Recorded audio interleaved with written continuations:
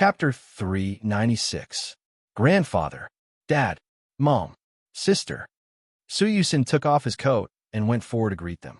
A servant came up to help him take down his coat and hang it up. Su Yusin stood in front of the coffee table and looked at the situation in front of him. What's wrong? What happened? Li Qinxue didn't speak, and neither did old Master Li. Su Chenghui frowned and didn't say a word. In the end, Su Yusin could only look at Su Peijian, hoping that she would give him an answer. Sister, Yusin, you came back at the right time. Su Peijian was about to cry. Look at Dad. He actually told me to go to America. I don't want to go. To America? Su Yusin glanced at Su Chenghui. Why are you going to the United States? Su Peijian stopped talking. Li Qinxue glared at Su Chenghui. The hatred in her heart was as deep as the ocean, but now her face was cold and filled with anger. Dad, I don't want to go to America. I've already finished my master's degree. Why should I continue to study? Old Master Li sat there without saying a word. Study? Su Yusin glanced at Su Peijian. You still want to study? Yes. That's what Dad said. Su Peijian was furious. He told me to study in the United States for a few more years before coming back. I said I don't want to go. Old Master Li patted Su Peijian's hand and looked at Su Chenghui. Do you want to exile Peijian now? Do you want to give her up? Su Chenghui didn't look happy either. Dad, what are you talking about? I asked Peijian to study because I wanted her to cultivate her character. Cultivate her character? Li Qinxue couldn't stand it anymore. Do you want her daughter to cultivate her character, or do you want to exile her? You know it. I didn't mean that.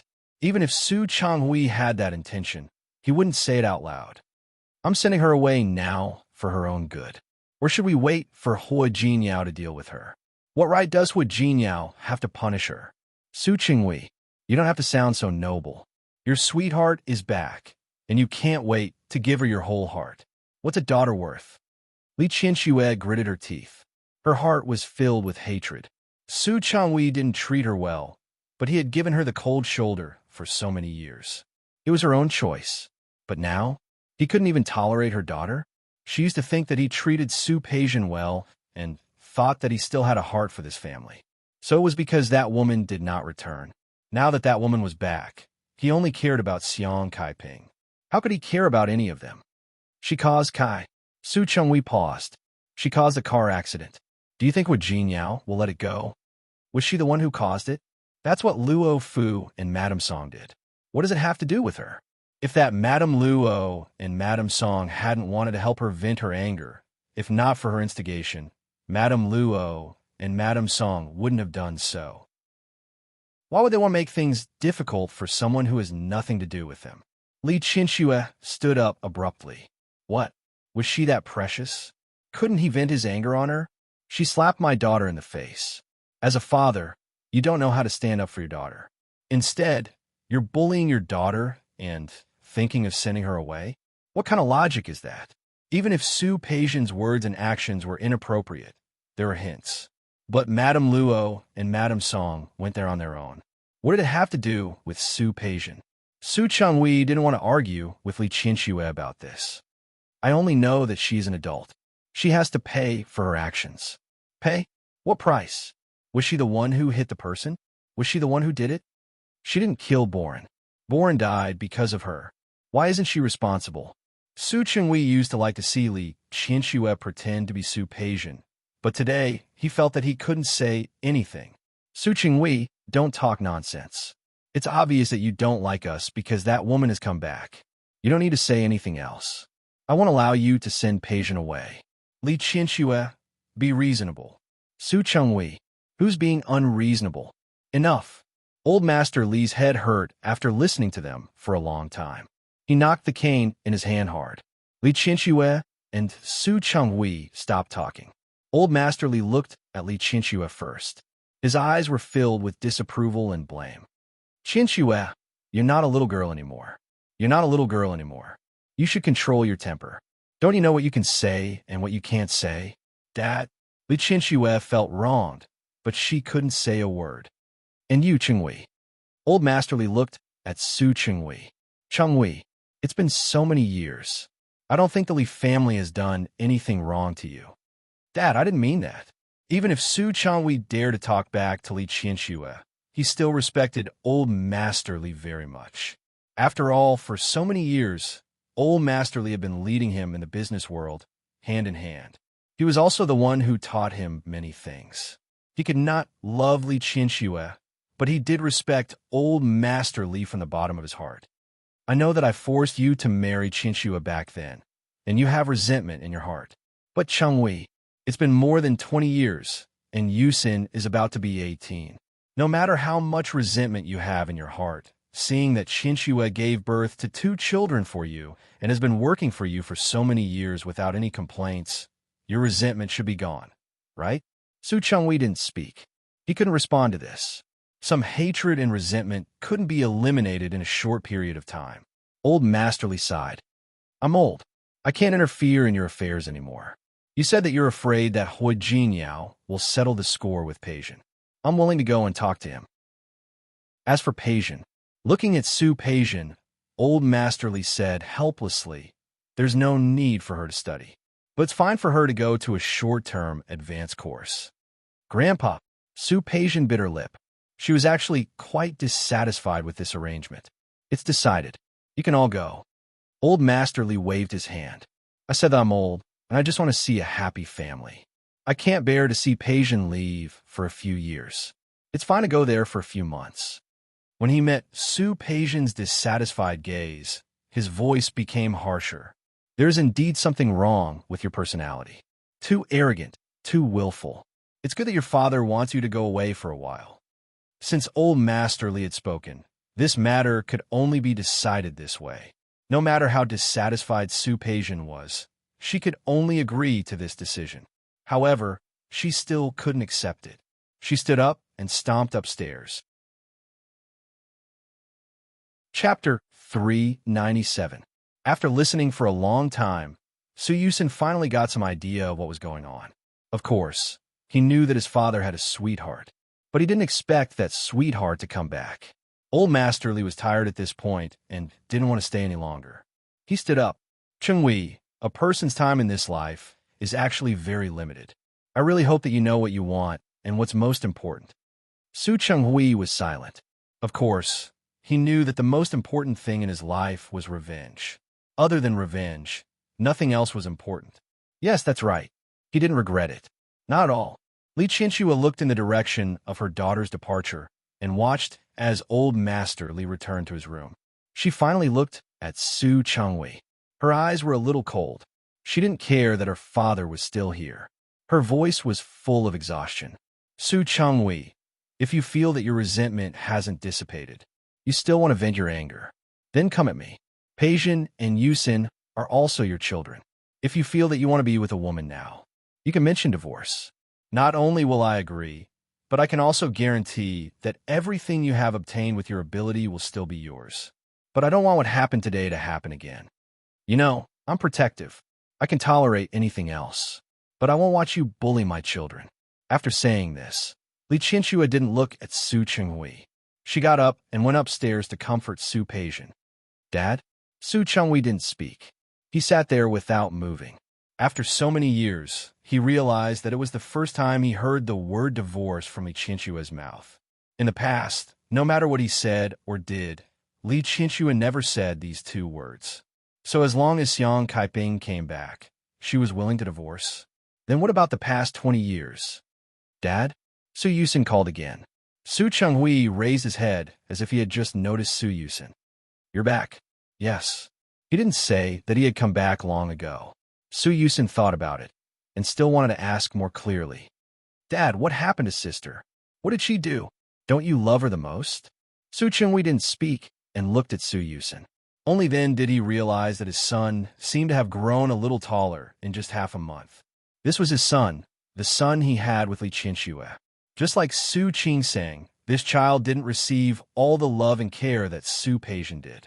However, this did not affect his excellence. He was number 1 in every subject. First in the class, first in the whole year. He also has a good personality. It was not like Su Peijian, but more like Su Qingsang. Was this really a blood relationship? Dad? Su Yusin realized that Su Changhui was distracted again, so he couldn't ask any more questions. He remembered that his grandfather had told him that he was going to look for Hua Jinyao later. Perhaps he should go with him tomorrow. Su Qing-sang didn't know that the Su family was having a huge argument at home. Xiang Kaiping slept for the whole day and was much more energetic at night. Although he still couldn't get up, at least his face wasn't as pale as before. Su Qing-sang realized that Hua Jinyao was really good at finding people after Ning Xiaomei stayed behind. Not only was she strong, but she was also very chatty. She knew Lin City very well. She even knew some of the places that had been developed in the past. She only stayed to chat with Xiang Kaiping for a while, but Xiang Kaiping was very satisfied. When Hua Jinyao came to the ward after work, Su Qing-sang gave him a sincere smile of gratitude. Jinyao, you're here. Xiang Kaiping looked at Hua Jinyao with satisfaction and heartache in her eyes. You're busy at work, so you don't have to come at night. Qing-sang and Xiaoning are still here. Mom, I came to see you. Hua Jinyao stood by the bed. It's good that you're awake. If you didn't wake up, I was afraid that the ward would be drowned by some people's tears. Hua Jinyao, what are you talking about? Su Qing-sang glared at him. I didn't cry. Did I mention names? Hua Jinyao raised his eyebrows and looked innocent. I didn't say it was you. Why are you in such a hurry to admit it? You? Su Qing-sang turned to look at Xiang Kaiping. Mom, don't believe him. Xiang Kaiping smiled and held Su Qing-sang's hand. I don't believe him. I believe you. Su Qing-sang blinked at Hua Jinyao. See? I'm my mother's biological daughter. Mom, you have to do something about this. Hua Jinyao looked melancholy. Your daughter is looking down on me, her husband, more and more. She didn't care about you in the first place. Xiang Kaiping looked at Hua Jinyao's pale face and added, she cares about you. Su Qing-sang blushed. She really didn't expect Xiang Kaiping to say that. However, Hua Jinyao smiled with satisfaction.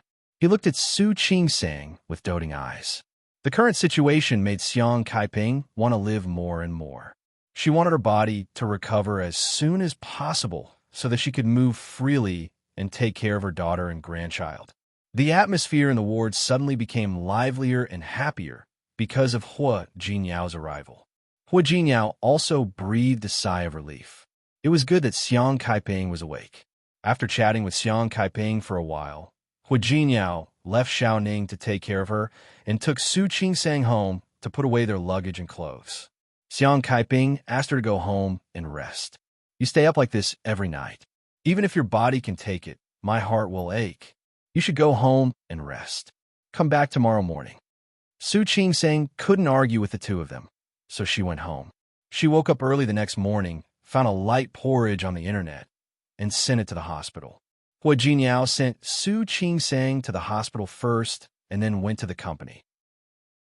If he wanted to go back to Rong City to develop, he would have to let others participate in many businesses in Lin City. He was actually very busy. He didn't expect to see someone waiting for him when he entered the company. Old Masterly. Hua Jinyao looked at Old Masterly, who was sitting on the sofa in his office. Not only him, but Su Yusin was also there. Su Yusin was clever. When he saw him, he stood up and called him brother-in-law. Hua Jinyao responded and looked at Yang Wenchang behind him. Inform them that the meeting will be postponed for half an hour. Yes. The door closed. Hua Jinyao walked to the other side of the sofa and sat down. Old Masterly, you could have called me if you needed anything. Why did you come here yourself? He glanced at Su Yusin. Yusin too. Your grandfather is old. Why don't you persuade him? It's not worth it. Old Masterly looked at the polite expression on his face. I am old, but my old arms and legs can still move. That's true. Old Masterly is old, but strong. Who would dare to say that you are old? Chapter 398. Hua Jinyao pursed his lips into a straight line. He was not in a hurry to respond to the other party's words. Old Master, you're being too modest. I already said, if you need anything, just let me know. I don't deserve the word beg. Old Masterly looked at Hua Jinyao with his shrewd eyes. Jinyao, you are my grandson-in-law. If you say so, I'll take it seriously. Don't. Hua Jinyao raised his hand. I'm not that lucky to be your grandson-in-law. These words were interesting. That meant that she didn't acknowledge Su Qing-sang as Old Master Li's granddaughter. Old Masterly didn't look too good. Not only him, but Su Yusin also frowned. Jinyao, it's not up to you to decide. Old Masterly chuckled. No matter what, Chingsong's surname is Su. That's right.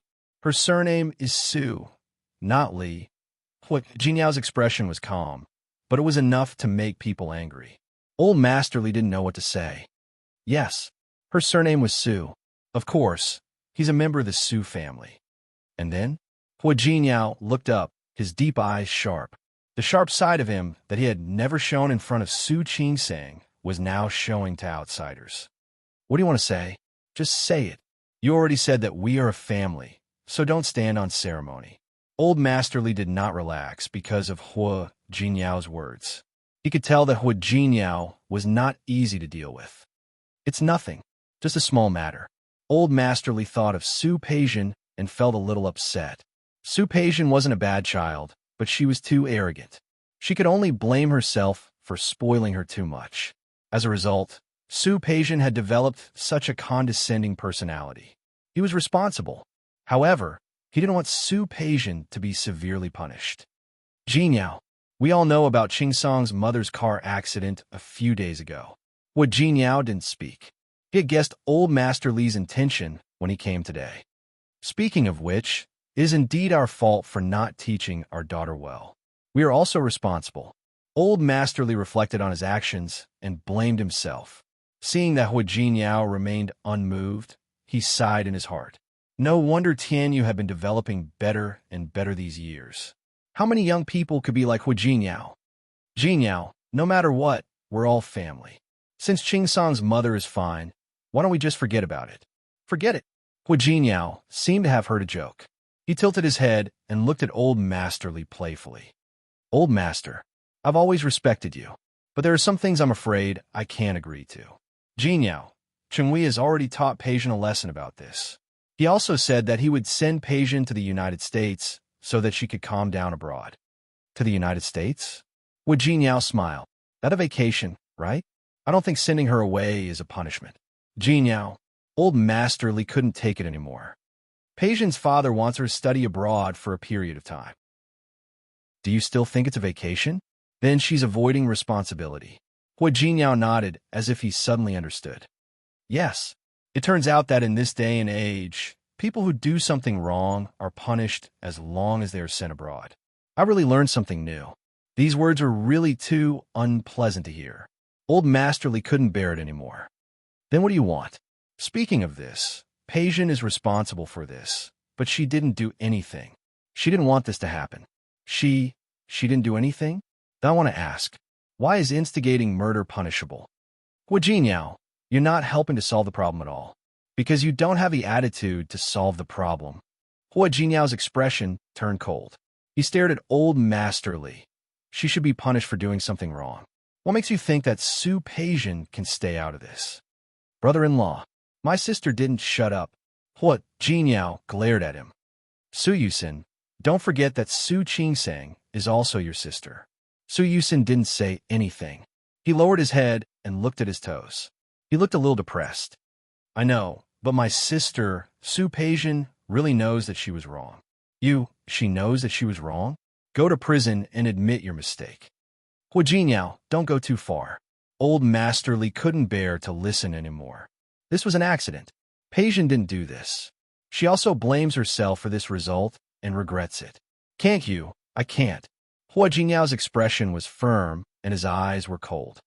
Just like your bottom line is your family, my bottom line is also my family. Although Xiang Kaiping was not Hua Jinyao's direct family member, she was now Hua Jinyao's mother-in-law, so she was his family. Su Peijian dared to offend Xiang Kaiping, so she had to pay the price. The atmosphere was tense for a moment.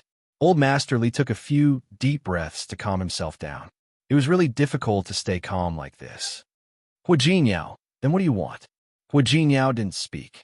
He narrowed his eyes and looked at the two people in front of him. Old Master Li, you may not know one thing. What? This is not the first time Su Peijian has gotten into trouble. What? Not only Old Master Li, but even Su Yusin's eyes widened. Hua Jinyao thought for a moment and told them about the husband of the pregnant woman who jumped off the building last time. He didn't add fuel to the fire, and there was no need. After a few words, he looked at old Master Li. You know now, right? This is not the first time Su Peijian has targeted Qing Sang, nor did she do anything bad. In fact, I gave her a chance. I also told Dad to keep an eye on Su Peijian. What did Dad say to me at that time? He said that he promised that nothing like this would happen again. However, it seems that not long after he promised, something like this happened again. Do you think I will let it go just like that? Old Master Li and Su Yusin didn't know about this. It was the first time they heard about it today. They looked at each other and stared at Hu Jinyao with their eyes wide open.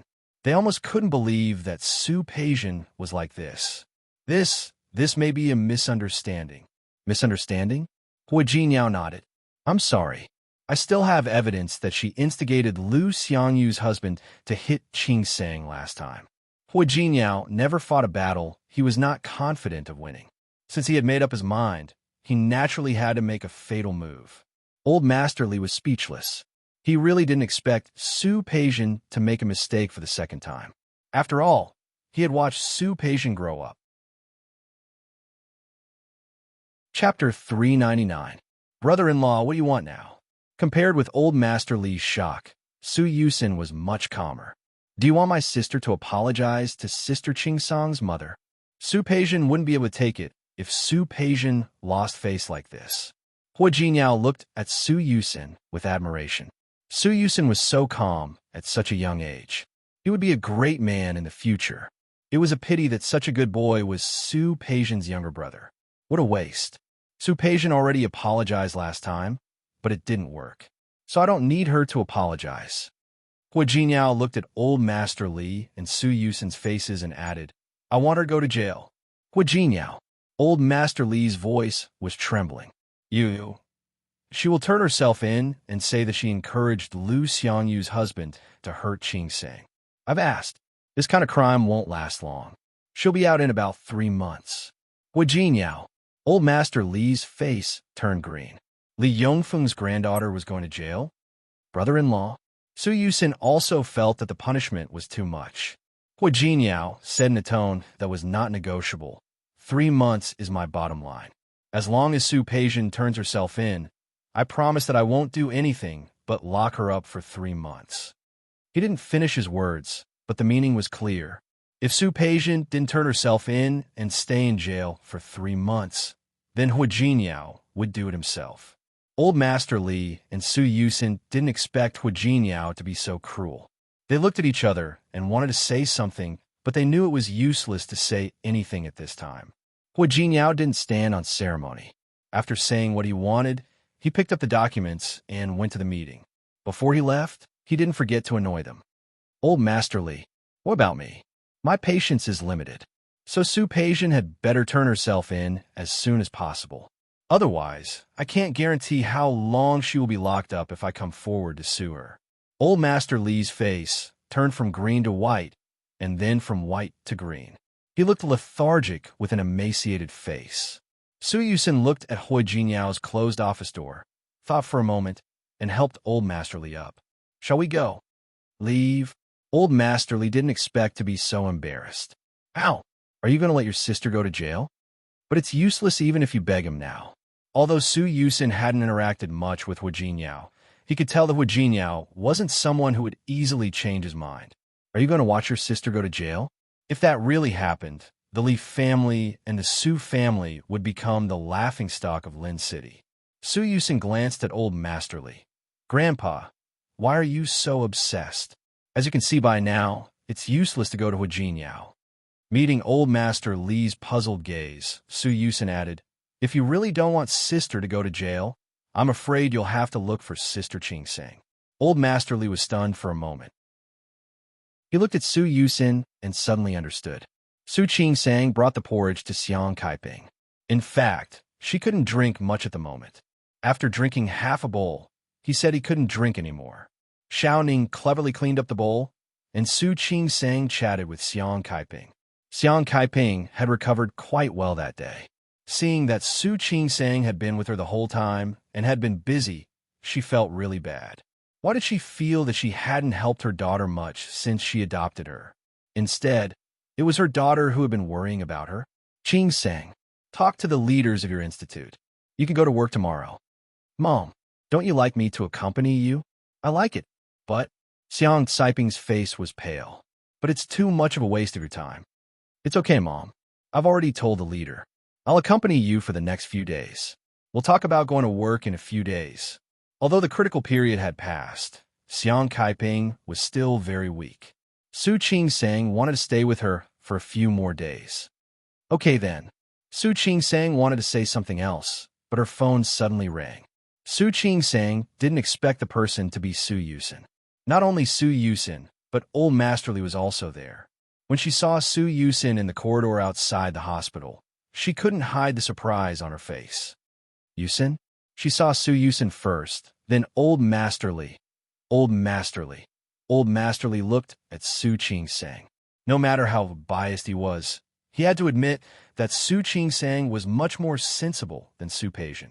Su Peijian didn't seem like an older sister, but more like a younger sister. Yusin, why are you here? Su Qing-sang thought about the gift on the dressing table at home. She hadn't given Su Yusin the gift on the dressing table. Sister, this is a gift for Annie. Su Yusin was carrying some high-end nutrition and tonics in his hand. They didn't look cheap. Su Qing-sang wasn't in a hurry to take them. Instead, she looked at Old Masterly. Sister, you know that it's not convenient for us to go in. Why don't you bring them in? Thank you. Su Qing-sang didn't refuse the gift. She took the gift box from the man's hand. Thank you. She didn't rush to go in.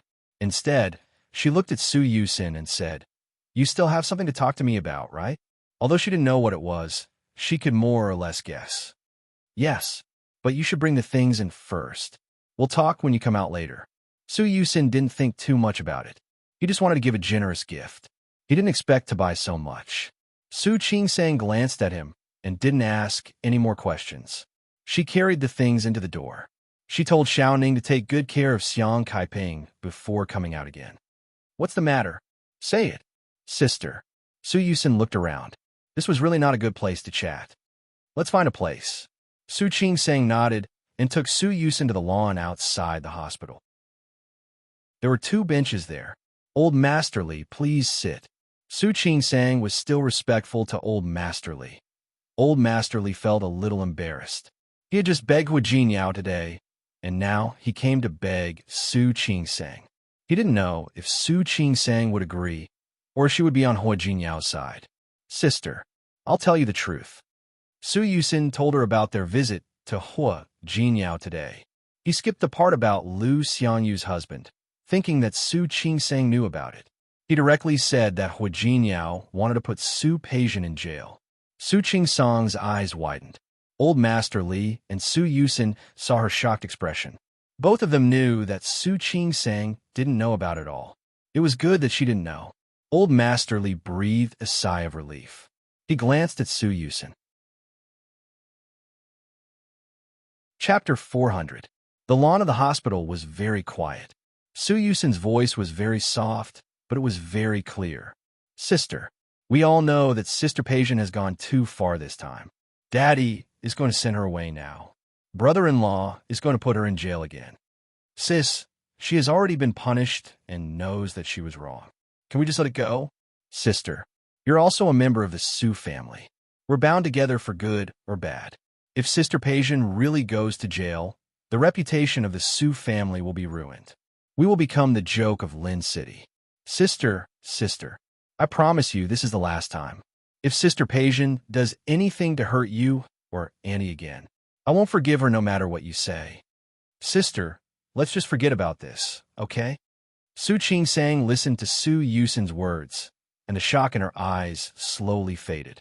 She stood there for a long time without saying a word. Half an hour later, Su Qing-sang sent Su Yusin and Old Master Li off and returned to the ward. When it was almost time, Hua Jinyao asked someone to bring lunch. Su Qing-sang had lost her appetite because of Su Yusin and Old Master Li, but he forced himself to eat some. Xiang Kaiping immediately noticed that Su Qing-sang didn't look too good. Qing-sang, are you tired from taking care of me? Take a break if you're too tired. Mom, what are you talking about? I'm not tired. Su Qing-sang thought about Old Master Li's arrival in Su Yusin's words. Actually, she didn't want to get involved in this matter. Su Peijian hurting Xiang Kaiping made her even angrier than hurting herself. She really wanted to teach Su Peijian a lesson. So what if she went to jail? It was just a few months. But what's that?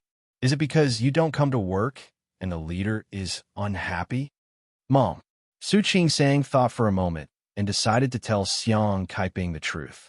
She gestured for Xiao Ning to go out for a while and sat down in front of the bed again. Mom, there's something I didn't want to tell you, but I think I should ask your opinion. Su Qingsang told him about Su Yusin and Old Master Li's visit. He also told them about Hu Jinyao's plan to punish Su Peijian. In fact, this was quite a severe punishment for Su Peijian.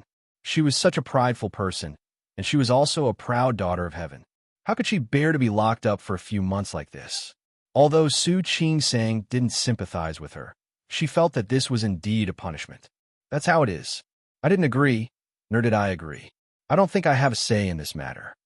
Xiang Kaiping didn't say anything. She really didn't like Su Peijian. Not only did he not like it, he hated it. Very annoying. She also wanted to teach Su Peijian a lesson, but going to jail, is this Jinyao's idea? Yes. Su Qingsang nodded. Hu Jinyao has to put her in jail. That's why Su Yusin came to me. Are you close to Su Yusin?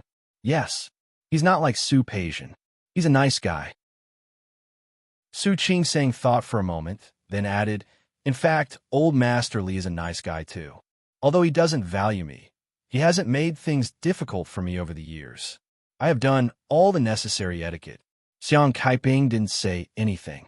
She could tell that Su Qingsang didn't have feelings for Su Peijian, but she was willing to care about Su Yusin and Old Master Li. Speaking of which, my fall has nothing to do with her. If I didn't fall over there, I wouldn't have been hit by the car. Mom. Su Qingsang held her hand.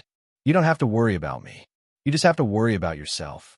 If you feel that you have to vent your anger, then let Su Peijian go to jail. It doesn't matter. Forget it. Xiang Kaiping was still in a bad mood, but she didn't continue to dwell on this matter. I'm not an unforgiving person. Since Su Changwei sent her abroad, then send her away. As for going to jail, forget it. Mom, you've been wronged. I'm fine. It's been so many years. Well, haven't I suffered? I just feel sorry for you. Mom, Su Qingsang didn't like the Su family, and she didn't like the Li family. If possible, it would be best if they didn't interact. But the current situation made it impossible for them to not interact.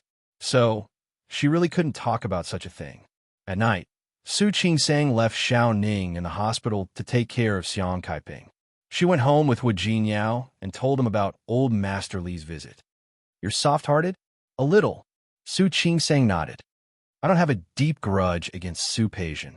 It's just a small conflict. I think it's too heavy a punishment for her to go to jail. Hu Jinyao looked at the hesitation on her face, picked her up, and put her on his lap. You're too soft-hearted. According to him, he wanted to teach Su Peijian a lesson. He wanted to let her know next time that she had to pay the price for doing whatever she wanted.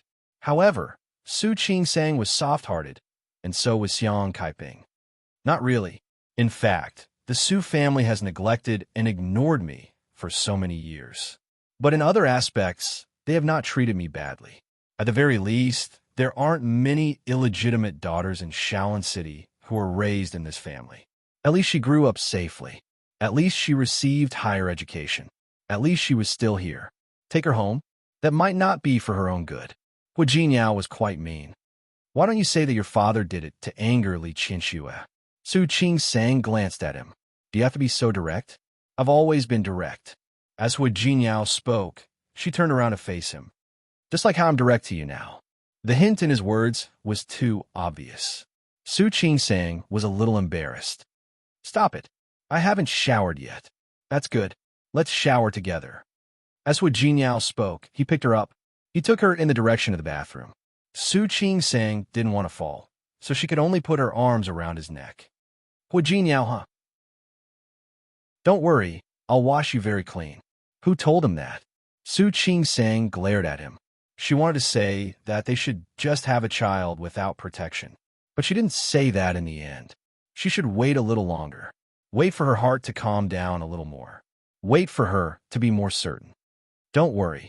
I know you're very tired. Just once. The hint in Hua Jinyao's words was too strong. Su Qing-sang turned her face away, didn't want to listen, and finally buried her face in his chest. Hua Jinyao? Yes, it's okay. It was okay even if it was more than once. She was actually willing. Hua Jinyao understood. His eyes became very eager for a moment, and he strode into the bathroom with her in his arms. Su Qing-sang took care of Xiang Kaiping for a few days.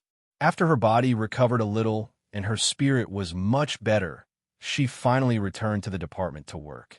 On the first day of work, 2 people who were seriously injured in a car accident came, and one of them was a pregnant woman. She was 8.5 months pregnant, and the situation was very dangerous. Su Qing-sang prepared for the surgery with Chief Chun. Chapter 4:01. The pregnant woman is hemorrhaging. She needs typo blood. I need typo blood.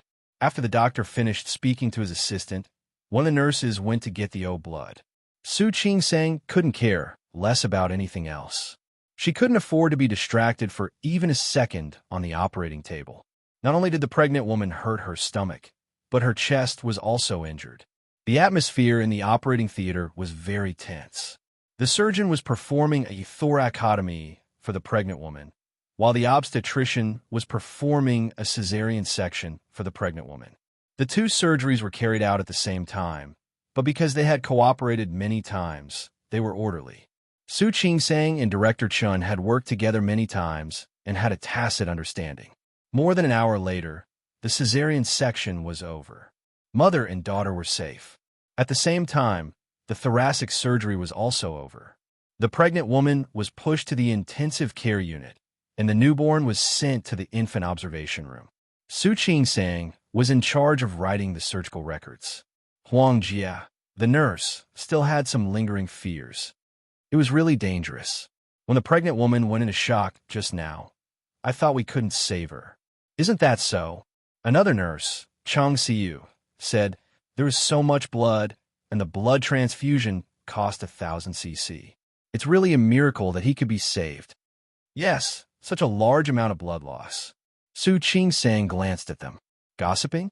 Huang Jia made a zipping motion with her mouth, then turned around and left quickly. Su Qing-sang glanced at the medical record and continued to write the rest of the surgical records. Not long after, the newborn's physical examination was sent over. Su Qing-sang glanced at them. After confirming that there were no problems, she backed up all the records and saved them. After that, Su Qing-sang went to keep Xiang Kaiping company. Are you exhausted? Xiang Kaiping's waist injury hadn't healed yet, so she couldn't move for the time being. However, the bed could already be shaken up, and with the help of the caregiver, she could eat by herself in a half-sitting position. I'm not tired. Su Qing-sang looked at Xiang Kaiping and opened the lunchbox. Hua Jinyao had asked Yang Wenchang to go to Chaowen Courtyard to bring it over. It had been boiled until it was very fragrant. It was especially suitable for patients. Xiaoning was very perceptive. She took the bowl and chopsticks and set them aside. If you have to work, don't come over. Xiang Kaiping felt a little uncomfortable watching her daughter take care of her. Mom, look at you. I have to eat at work too. Eat more. Look at you. You've lost weight. Nonsense. Su Qing-sang's eyes widened. Do you see how thin I am? During this period of time, all the nourishing soup that you couldn't eat went into my stomach. I've basically gained weight. It's good to be fatter. Xiang Kaiping looked at her daughter and felt that she was too skinny. It's better for girls to be chubber. No way. Su Qing-sang was quite satisfied with her current figure. If I get any fatter, Hua Jinyao might not want me anymore. I heard it. Don't accuse me wrongly. Even if you were twice as fat, I don't dare to abandon you. Hearing Hua Jinyao's clear male voice, Su Qing-sang stood up abruptly and turned around. Why are you here? I have an appointment with a client who is nearby. I'll come over once I'm done. Hua Jinyao said it casually, but in fact he knew that Su Qing-sang was going back to work today, so he wanted to come and see her. Have you eaten? If not, let's eat together. Okay. Hua Jinyao stepped forward and looked at the dishes in front of him. Not only did he consider Xiang Kaiping's mood, but he also considered Su Qing-sang's taste. Not bad. Did Wenchang bring the food here? Yang Wenchang wasn't supposed to bring food, but Hu Jinyao was a little worried about letting someone else do it. Yes. Su Qingsang nodded. You're a good assistant. Hu Jinyao glanced at her.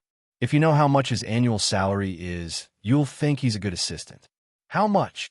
Su Qingsang asked casually. Hu Jinyao said a number. Su Qingsang's eyes widened. That much? Yes. Wenchang is good at everything. He could handle a lot of things very well. He was worth the salary. Such a high salary? Su Qingsang said casually. I really have no future as a doctor. I might as well be your assistant. Hu Jinyao smiled. He didn't care that there were other people in the ward and rubbed the top of her head. How can I bear to let you suffer like that?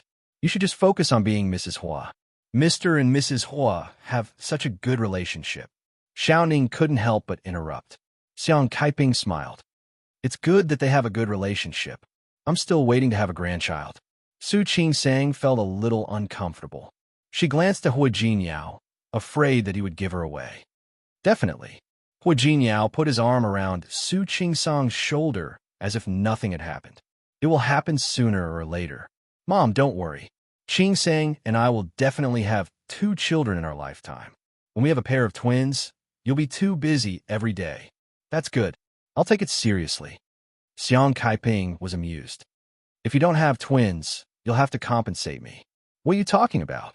Su Qingsang couldn't listen to it anymore. She couldn't decide how many children they had. What do you want if we only have one? Nothing. Hu Jinyao put his arm around her waist and said, as long as you gave birth to him, as long as it's your child, not to mention one. Even if you give birth to a ball, I'll hold it in my hand and love it dearly. Screw you. You're the one who gives birth to a ball. Su Qingsang scolded him, only to realize that she was scolding herself. She turned her face away and ignored this guy. Xiang Kaiping and Xiaoning laughed so hard that their stomachs hurt. Especially Xiang Kaiping. I say, Jinyao, my wound hasn't healed yet. You guys are teasing me like this. My wound is going to split open. Mom, are you okay? Su Qingsang suddenly became nervous. Xiang Kaiping waved her hand. I'm fine. I just laughed a little too hard. Su Qingsang glared at Hu Jinyao again. It was all his fault. Hu Jinyao looked innocent and raised his hands in surrender. It's all my fault, okay? My dear wife. Su Qingsang used the excuse of scooping rice to get up and ignored him. Hu Jinyao took a step forward and looked at Xiang Kaiping. Mother, look, Qingsang is angry again. Hurry up and talk to her. I won't. Xiang Kaiping deliberately put on a cold face. If you're wrong, you'll be punished. I won't help you persuade her. Then tell me how to punish her, mother. Hu Jinyao was quite casual. Xiang Kaiping looked at the food in front of her. It was definitely more than enough for 4 people. Then I'll punish you to finish all the food. Okay. Hu Jinyao made a gesture. Yes, mother. Xiang Kaiping couldn't help but be amused by him again. For a moment, the atmosphere in the ward was extremely happy. Su Qingsang looked at Hu Jinyao. She felt that her heart was beating uncontrollably. Chapter 402. When her heart beat, she felt every cell and every drop of blood in her body rising and falling for this man named Hu Jinyao. She found that she liked Hu Jinyao more and more. She found that she was falling in love with Hu Jinyao. How could there be such a good man? It wasn't because of his looks or his family background. It was because of his kindness. He protected her and doted on her, including her family. He took good care of Xiang Kaiping's 3 meals. For each meal, he asked the nutritionist and the doctor what dishes and soups were suitable for the patient. Also, Xiang Kaiping's hospitalization was very boring. After all, she was lying in bed and couldn't do anything else. However, Hu Jinyao came to see her whenever he had time. Not only did he visit her, but he also tried his best to make Xiang Kaiping happy. Because of them, Xiang Kaiping didn't feel uncomfortable at all in the hospital. Instead, she was in a good mood. And he did all this because Xiang Kaiping was his mother. That was why he loved her and even took care of her mother so well. More importantly, Hu Jinyao had done everything because he wanted to, and he had done it. What's wrong? Is the soup not good? Hu Jinyao saw Su Qingsang holding a bowl of soup without drinking and looked at her with some confusion. It's okay. It's delicious, but it's a little hot. Is it hot? It had been so long since she packed it from Chowan Courtyard. It shouldn't be hot anymore, right? It's not hot now. Su Qing-sang smiled. Let's eat. After eating, Xiao Ning went to clean up. Su Qing-sang and Hu Jinyao talked to Xiang Kaiping for a while. Xiang Kaiping was sleepy and wanted to sleep. After she fell asleep, Su Qing-sang pulled Hu Jinyao up and led him outside. Are you going back to the company now? Yes. Hu Jinyao nodded. I have 2 meetings in the afternoon. Su Qing-sang didn't ask anymore. She didn't know much about business anyway. However, she said, I see that you haven't had a good rest these days. Why don't you sleep at home in 2 days on the weekend? Hu Jinyao stopped, leaned over, and glanced at her. Do you feel sorry for me? Su Qing-sang's face was a little hot. She looked away. Who feels sorry for you? I feel sorry for myself. You come here every day. I'm annoyed. Annoy me? I wonder whose eyes lit up when they saw me. You're mistaken. Su Qing-sang refused to admit it. My eyes light up when I see who's coming, including Su Changhui. He had heard that Su Changhui had come twice, but had been turned away by Su Qing-sang. Xiang Kaiping was nowhere to be seen. Hearing that name, Su Qing-sang's expression changed. Yes, including him. I have to be extra careful when I see him. I don't want him to have a chance to see my mother. I find that you hate him now. I can't say that. My mother just doesn't want to see him. No matter how bad Su Changhui was, he was still her father. She still had basic respect for him. Hu Jinyao didn't say anything. He looked at Su Qing-sang and thought of something else. Grandpa called me. Huh, old Master Hua. He asked me to take you back to Rong City for the new year. Hu Jinyao looked at Su Qing-sang and said, he just said so, and I told him. I said that you can't leave Lin City now. I'm afraid it's not convenient for you to go back for the new year. Su Qing-sang pursed her lips into a straight line and looked at Hu Jinyao. She couldn't be as calm as he was. Hu Jinyao, I'm afraid Grandpa is unhappy. Why would he be? Old Master Hua was the most open-minded. He knows about your mother's car accident and wants you to take good care of her. Don't think about anything else. Okay. Su Qing-sang had dealt with Old Master Hua before and knew that he was the kindest old man. But your parents must be unhappy, right? You don't have to worry about my parents. Hu Jinyao looked at her. He didn't want to lie to her. My parents are unhappy, but it has nothing to do with us. Just ignore them. But I might have to go back to Rong City in a couple of days. It was close to the end of the year. In fact, he had a lot of things to do in Rong City. If it weren't for Xiang Kaiping's accident, he would have flown there long ago. Will you be gone for long? Su Qing-sang knew that he wouldn't come back to Lin City so soon. There are a lot of things to do. When I'm done, it might be the new year. I'll definitely have to spend time with Grandpa. Su Qing-sang fell silent. They had just been married for a year, but they couldn't spend the new year together. Why don't I ask the doctor if your mother can move now? Don't ask. Su Qing-sang was a doctor herself. My mother's current condition is not suitable for flying at all. Even if we fly there, we'll have to change hospitals and find new doctors. She'll have to adapt again. Although it's not troublesome for you to deal with these things, I think it's better not to. Hu Jinyao looked at her troubled face and couldn't help but laugh. Then stay. I'll try to come back on New Year's Day. I'll spend the new year with you. Don't. Su Qing-sang really didn't want to do that. Actually, I was assigned to work last year and spent the new year in the hospital. It's okay. She said it calmly, but Hu Jinyao felt a little sorry for her. He thought about the past years. Even if she didn't spend the new year in the hospital, she must have had a hard time in a place like the Su family. He had decided to solve this problem as soon as possible. Then, he would come back to spend the new year with Su Qing-sang. We'll talk about it when the time comes. There were still more than 10 days before the new year. Maybe Xiang Kaiping could be discharged by then? Okay. After sending Hu Jinyao off, Su Qing-sang went back to the ward to check on Xiang Kaiping and found that she was still sleeping. She went downstairs to her own department.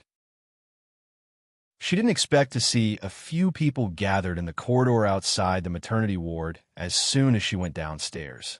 One of the men looked to be in his 30s. He was tall and thin.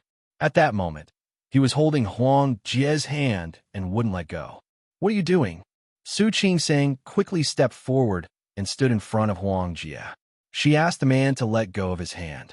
This is a hospital. Is it a place for you to make trouble? Let go. No. If you don't compensate me for my child today, I won't. I want F*King let go. Compensate for what child? What child? Su Qing turned to look at Huang Jie. Her hand was being held by the man. Her face was distorted by the pain. Dr. Su, you're here at the right time. Explain to this family member. Explain what? He's the husband of the pregnant woman who was sent here in the car accident this morning. He just looked at the test results and insisted that we carried his child. What's going on? Explain it clearly. Chapter 403. The man grabbed Huang Jie's hand and refused to let go. Tell me what you're talking about. Tell me clearly. My wife is type O blood. I'm type AB blood. Whose is this type A child's? Whose is it? Huh? The man was very angry, and several family members behind him also spoke up. Your hospital is too unreasonable. The child was switched at birth? Yes. Where's the child? Where is it?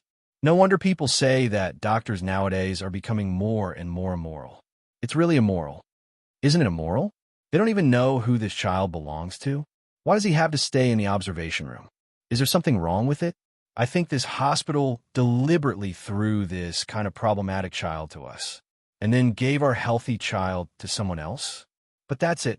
It's too easy for the doctors and nurses in the hospital to steal the child. The group of people spoke one after another, making Su Qing's head hurt. Shut up. Stop arguing. Su Qing glared at the group of people in front of her, took 2 steps forward, and forcefully pushed the man's hand away. She pulled Huang Jie behind her. Have you guys had enough? If you have, can you be quiet for a while and listen to me? What do you want to say? What do you have to say? The man looked angry. Where's our child? Tell me. Sir, you just said that your wife is type O blood, and you are type AB blood. Now your child is type A. Is that right? When Su Qing said this, a very vague thought flashed through her mind. But she didn't have time to think about the current situation. Yes, the tall, thin man was still angry when he said this. He glared at Su Qing and said, Can you tell me now? Hand over my child. Sir, calm down. No one stole your child. Your child is still fine. Su Qing took out her phone as she spoke. Let me tell you why your child is type A, Wang Yao said. Su Qing's fingers moved quickly. She opened the search page and faced the tall, thin man. Look carefully. Type O blood is a recessive blood type. When it combined with type AB blood, the child born would not be type AB blood. It couldn't be type O either. They could only be type A or type B. Therefore, your son's blood type A is not a problem at all. Nonsense. The lanky man did not believe him. How could there be such a thing? I've only heard of people who take their blood type after their father or mother. I've never heard of someone with a different blood type. What do you mean by following others? That was up to you. Because type O is a recessive blood type. After the two of you get together, your AB blood type can only be passed on to your child as A or B. As for what you said about blood type coming from your parents, V had published that Mo Wenwei had type B blood, but she might give birth to type O blood. Is it because the child is type O that it's not your child? The tall and slender man frowned. Su Qing showed him the screen of her phone. Sir, you can find out about this kind of thing if you look it up on the internet. There's no way we can fake it. If you really don't believe me, you could do a paternity test. Let's see if we took your son from your wife's womb. Su Qing's words made Huang Jie glance at her. She thought that Dr. Su was really smart. Even if the child wasn't the man's, it must at least be his wife's. The tall and slender man finished reading the genetic chart. He still had a look of disbelief on his face. How could there be such a thing? Didn't they say that blood type comes from the parents? It's true that blood type comes from the parents. But blood type can also be changed during heredity. You can also see if a person with type A blood type and a person with type B. The children born could be A, B, O, or AB of any of these. Because heredity is a very complicated system, you can't just rely on a blood type to say that your child isn't yours. The tall, skinny man finally stopped after hearing Su Qing's words. Doctor, I'm sorry. I don't read much. I didn't know about this. Sir, you're welcome. It has nothing to do with how much you read. After all, most people don't pay attention to their own blood type. Yes, yes. I'm not in a hurry. The tall and slender man's smile was a little awkward. Then, is my child okay? Why do you think he was sent to the observation room? Your wife had a lot of bleeding when she had a car accident. Although the child wasn't obviously affected, we can observe him. It's also a safeguard for him. You can also rest assured. Thank you, doctor. Thank you, doctor. The tall and slender man also calmed down. After thanking Huang Jie and apologizing again, he went to see the child. As he walked, he said that the hospital was really good and that the service was so good. Huang Jie's eyes widened. Dr. Su, look at these people, all right? Sometimes the patient's family is a little anxious. Let's understand. Su Qing-sang patted her on the shoulder. All right, are you okay? I saw him holding your hand just now. Are you hurt? I'm fine. Fortunately, you came in time. You could explain if I didn't come. That's different. We're nurses. You're a doctor. There was a difference between what a doctor said and what a nurse said. Su Qing-sang smiled. All right, go back to your work. I'll go see the pregnant woman later. Okay. The group of people dispersed. Su Qing-sang was about to put her phone back in her pocket when her eyes fell on the screen. Suddenly, she froze. She suddenly stood in the corridor and didn't move. Her eyes were fixed on the hereditary pattern chart on the screen.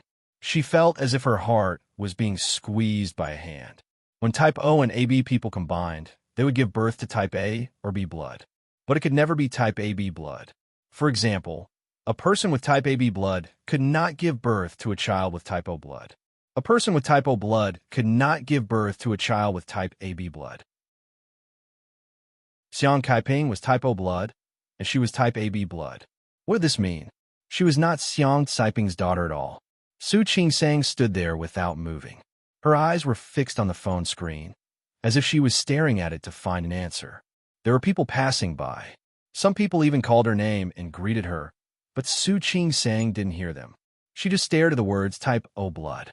The phone screen suddenly jumped. Su Qing-sang was stunned for a moment. Seeing that it was Shi Mengwan's number, she picked it up. Qing-sang, are you in the hospital? Yes. Su Qing-sang came back to her senses. Hearing Shi Mengwan's familiar voice, her eyes finally focused. What's wrong? I'm at the door of your office. I didn't see you. Where are you?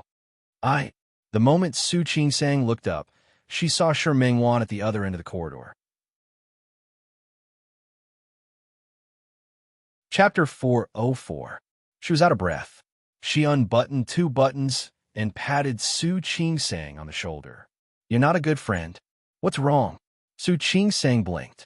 She hadn't come back to her senses yet. You really don't treat me as a friend. Shi Mengwan punched her. We're so familiar with each other. You didn't even tell me that Annie had a car accident? Su Qing-sang was stunned for a moment and suddenly reacted. Sorry, I was too busy before. I didn't notice. If I hadn't come to see you on a whim today, would you still have planned to hide it from me? Shi Mengwan heard that Su Qing-sang was going on an exchange program for half a month. She should be back by then, but she didn't answer her call in the morning. She happened to be nearby in the afternoon, so she came over. She didn't expect to hear from someone in Su Qing-sang's department that she might have gone to see her mother. She asked and found out that Xiang Kaiping had a car accident. Let's go. Since we're here, I'll go see Annie. Let's go. Xiang Kaiping might have woken up at this time. She couldn't sleep well after her lumbar spine was injured, but she couldn't take too many painkillers, so she always slept and woke up. You really don't treat me as a friend. Shi Mengwan followed behind Su Qing-sang with a bit of anger on her face. In the past, Su Qing-sang would have comforted her and told her that she didn't do it on purpose. But she wasn't in the mood today. Her mind was a little confused. She took Shi Mengwan to Xiang Caiping's ward. She looked at Xiang Kaiping with a rather complicated expression. She had already woken up and was quite surprised to see Shi Mengwan. Xiang Kaiping and Xiao Ning didn't notice her expression. Xiang Kaiping was busy chatting with Shi Mengwan. Su Qing-sang looked at Xiang Kaiping and thought, does she know that I'm not her daughter? No, she definitely doesn't know. She was still wearing the jade pendant that Xiang Kaiping gave her. The jade was warm and had become as hot as her body temperature. She thought of how Xiang Kaiping had a conflict with Su Peijian for her. She even slapped Su Peijian for her. She remembered the sweater that Xiang Kaiping had knitted for her. She had seen it on the first day she came home. It was placed on the sofa in the living room. At that time, Xiang Kaiping must have been waiting for her to come back and let her wear it. He just didn't expect that when he came back, she was already in the hospital. All the signs showed that Xiang Kaiping really thought that she was her daughter. But why wasn't she? The blood type couldn't be fake, so who was she? Qing Sang? Xiang Kaiping's voice brought her back to reality. The smile on her face was a little stiff. Mom. This time, the word mother was a little stiffer than usual, but no one could tell. Why are you daydreaming? Mengwan is talking to you. Qing Sang, what's wrong? Sure, Mengwan looked at Su Qing Sang, seemingly confused by her absent-mindedness. Nothing.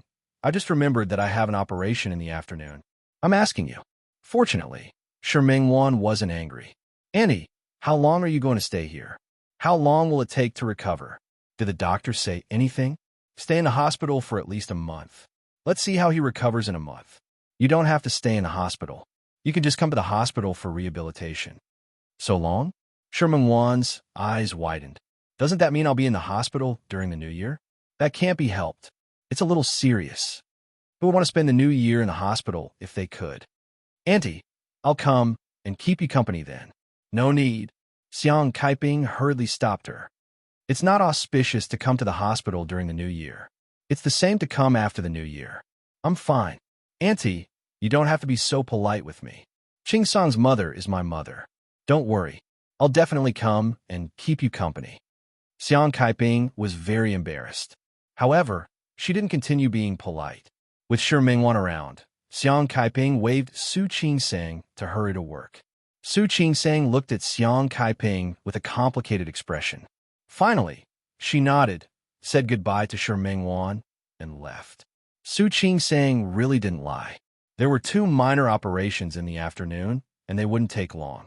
They weren't difficult operations. She could still concentrate when she was working, but after she stopped what she was doing, she couldn't stop thinking about her relationship with Xiang Kaiping. She thought for a long time, but couldn't think of a reason. In the end, she went to the hematology department to do another blood type test. Dr. Su, why did you do a blood test? Didn't you do it during the physical examination? Facing the hematology colleague's question, Su Qing Sang smiled and didn't rush to answer. For her, this question was really difficult to answer. Nothing, I just want to check. The colleague didn't ask any more questions. After helping Su Qing Sang with the examination, he gave her the results.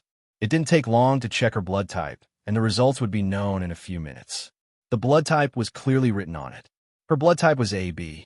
As soon as Wu Jinyao entered the hospital today, he sensitively noticed that Su Qing Sang's mood wasn't quite right. Although she was joking with Xiang Kaiping and making her happy, he could see that Su Qing Sang's smile didn't end there. What happened? Wu Jinyao thought of the news he had received. Su Chenghui also sent Su Peijian to the United States. Li Qianxue was furious, and in the end, she went on a trip in a rage. Coincidentally, Su Yusin was also on vacation, and she took her son with her, so she wasn't in Lin City these days. In other words, it couldn't be the Su family who provoked Su Qing Sang, but that might not be the case. Could it be something related to work? Wu Jinyao wasn't in a hurry to ask. He believed that Su Qing Sang would tell him when they got home. Now, they were all staying at home at night. This was strongly requested by Xiang Kaiping. He said that they had to work during the day, and it would be bad if they didn't rest well at night. Xiaoning stayed in the hospital to take care of Xiang Kaiping. She was used to being a nurse. He had taken care of many people who were more difficult to serve than Xiang Kaiping, so there was nothing to worry about. As expected, Wu Jinyao's intuition was extremely accurate. Su Qing Sang fell silent as soon as she got into the car. She didn't say a word and kept her eyes on the road in front of her. Under the illumination of the street lights, she looked a little lost, a little conflicted, and a little down that he couldn't see clearly. Wife, are you okay? I'm fine. What could have happened to me? She had just suddenly discovered something. Wu Jinyao frowned slightly. He didn't like Su Qing Sang's tone. However, he didn't ask any more questions. Instead, He sped up a little. The car stopped in front of Su Qing-sang's apartment. Su Qing-sang got out of the car almost as soon as it stopped. Hua Jinyao looked at her back and quickly got out of the car. "Wife, are you okay?" I said, "I'm fine. Don't worry about me now." Chapter 405. The question of whose daughter she was had haunted her for years. Later, when Xiang Kaiping appeared, she thought that this problem was gone. But he didn't expect this problem to come again. Who is she? Whose child is it? Whose daughter? Honey. Hua Jinyao took her hand, and she instinctively wanted to break free. When she realized that she couldn't break free, she was a little annoyed. "Let me go." Something was wrong. Something was really wrong. "Honey." Hua Jinyao didn't let go of her. Instead, he pulled her into his arms and asked, "What's wrong with you? Let go of me. I can't think with you like this." "Then don't think." Hua Jinyao hugged her tightly. "Don't think. Look at me. Look into my eyes." Hua Jinyao stared at her. "What happened? Tell me." Su Qing-sang looked at his handsome face. His deep-set features and eyes that were as bright as the stars were staring straight at her. Her lips moved, but in the end, she couldn't say a word. Her eyes were a little red, and her face was a little pale. Seeing this, Hua Jinyao wrapped his arms around her waist and said, "Let's go. If there's anything, we can talk about it when we get home." Su Qing-sang didn't object. She followed Hua Jinyao upstairs.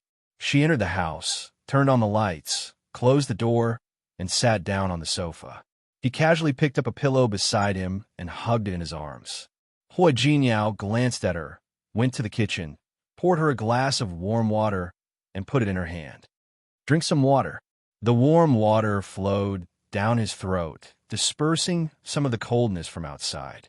Hua Jinyao turned on the air conditioner. As the temperature rose, Su Qing-sang slowly calmed down. She put the cup aside and hugged the pillow in her arms tightly. "I'm sorry, Hua Jinyao. I shouldn't have done that." There was something wrong with her attitude just now. Hua Jinyao didn't speak. He just reached out and held her hand. "Don't worry about that for now. Tell me what's wrong with you. What happened?" This was the second time he had seen Su Qing-sang like that, aside from the pregnant woman who jumped off the building. No, Su Qing-sang felt even more depressed than last time. Su Qing-sang pursed her lips into a straight line and stared at Hua Jinyao. Hua Jinyao also stared at her. She didn't speak, and neither did he. Silence. Su Qing-sang lowered her head, as if she was thinking. Hua Jinyao looked at her and patiently waited for her to speak.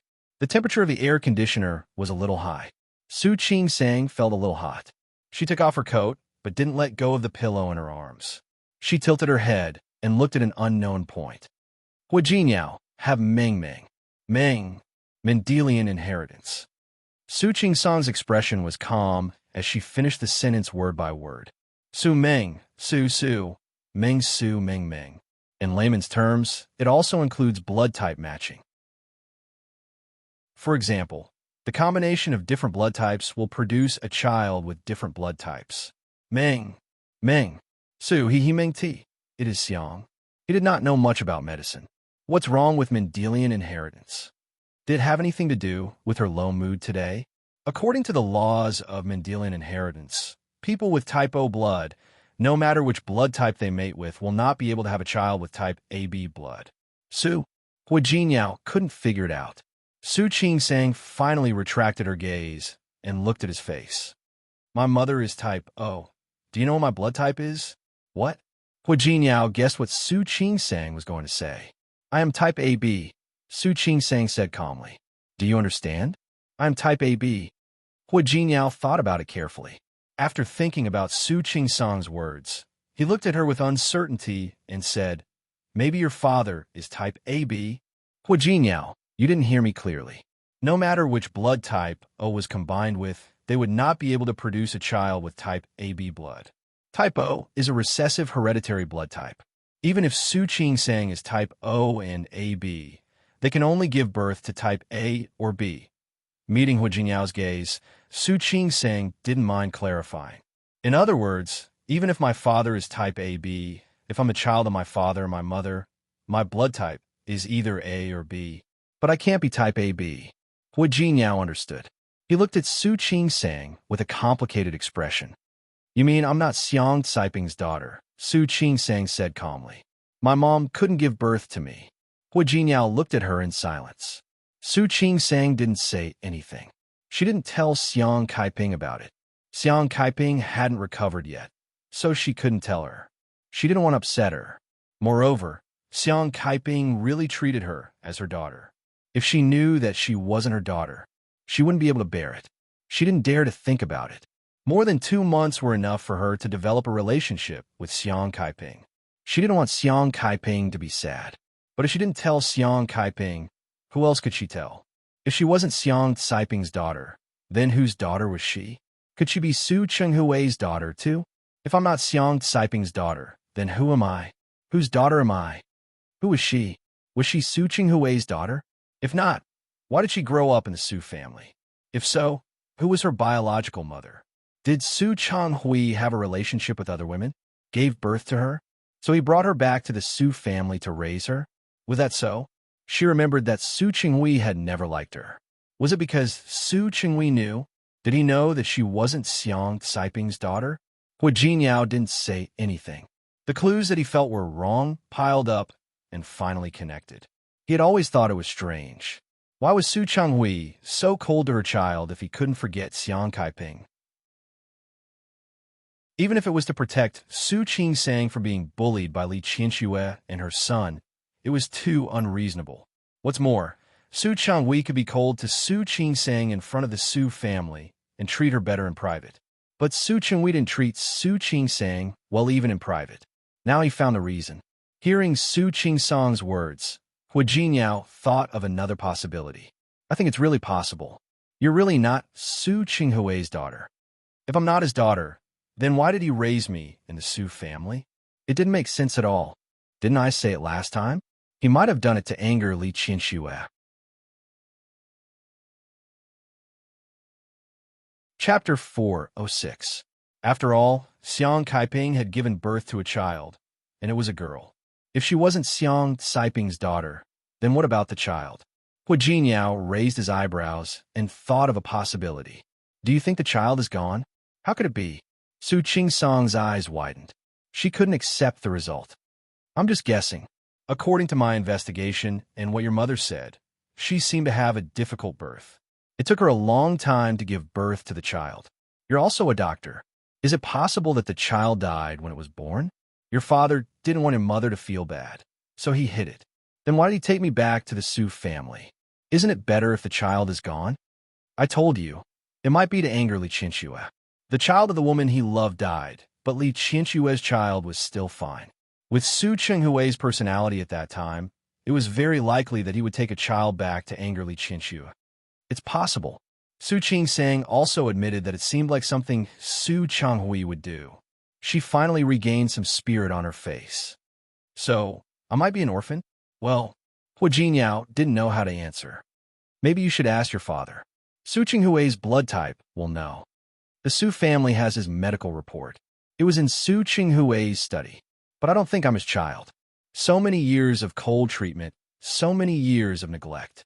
At this time, Su Qing-sang suddenly seemed to have an explanation. If she wasn't Su Chenghui and Xiang Caiping's daughter, but just a child from outside, it would all make sense. Neither of them thought that Li Qianxue was the one who had a difficult birth. After giving birth, she fainted and slept for a day and a night before waking up. Especially Su Qing-sang, she would never think that someone as powerful as Li Qianxue would be deceived like this. Su Qing-sang was actually still very curious about her own life. Who were her biological parents? Why did they abandon her?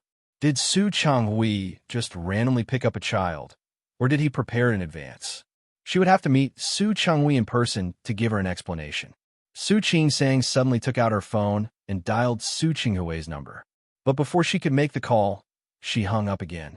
She lowered her head and looked at the phone in her hand, looking a little dispirited. Even if she called, even if she asked, so what? Would Su Chenghui tell her the truth? Would he tell her about his past?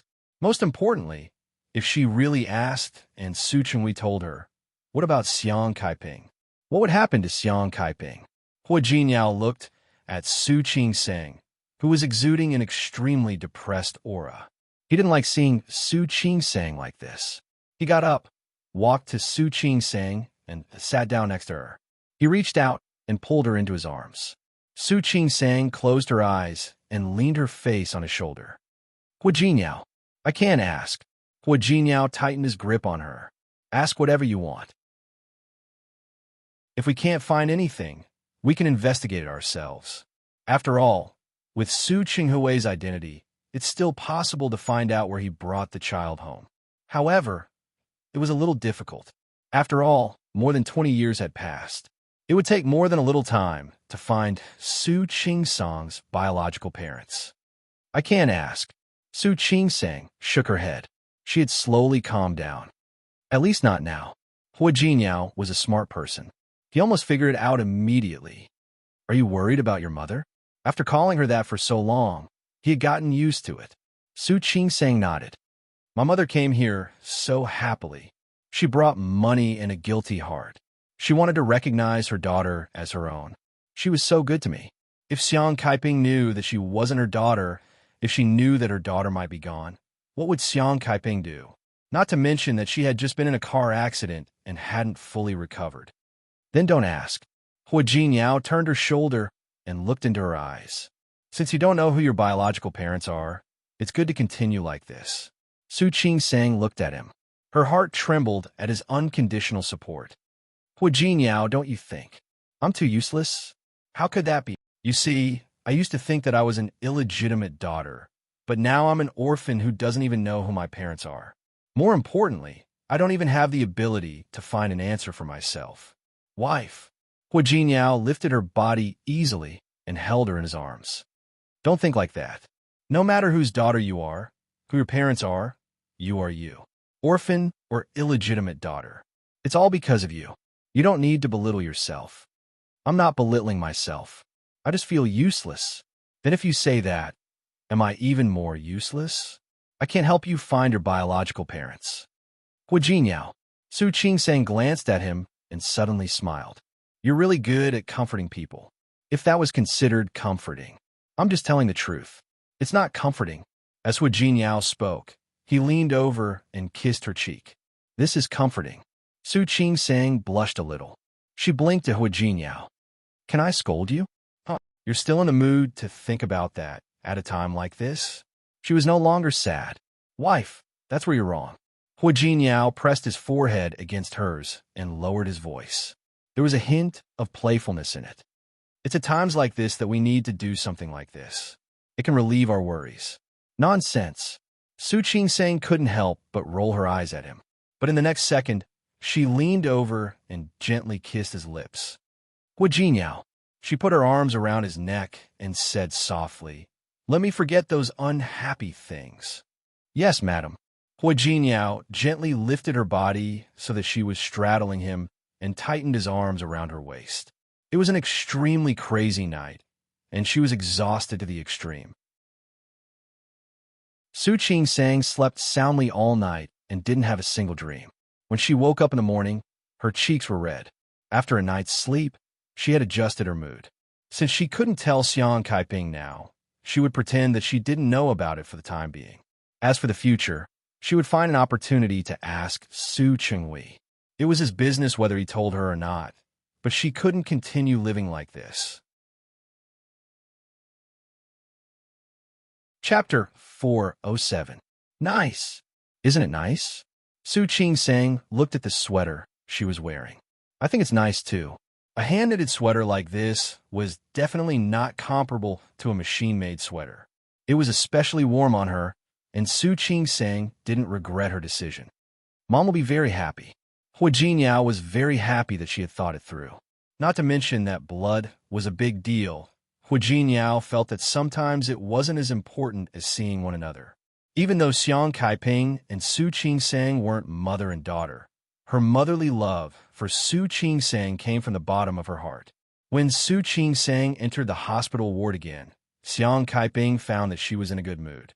She took a closer look and saw that Su Qing-sang was wearing the sweater she had knitted for her. Xiang Kaiping immediately smiled and attributed her daughter's good mood to the sweater. If you like it, I'll knit it for you again after I get out of the hospital.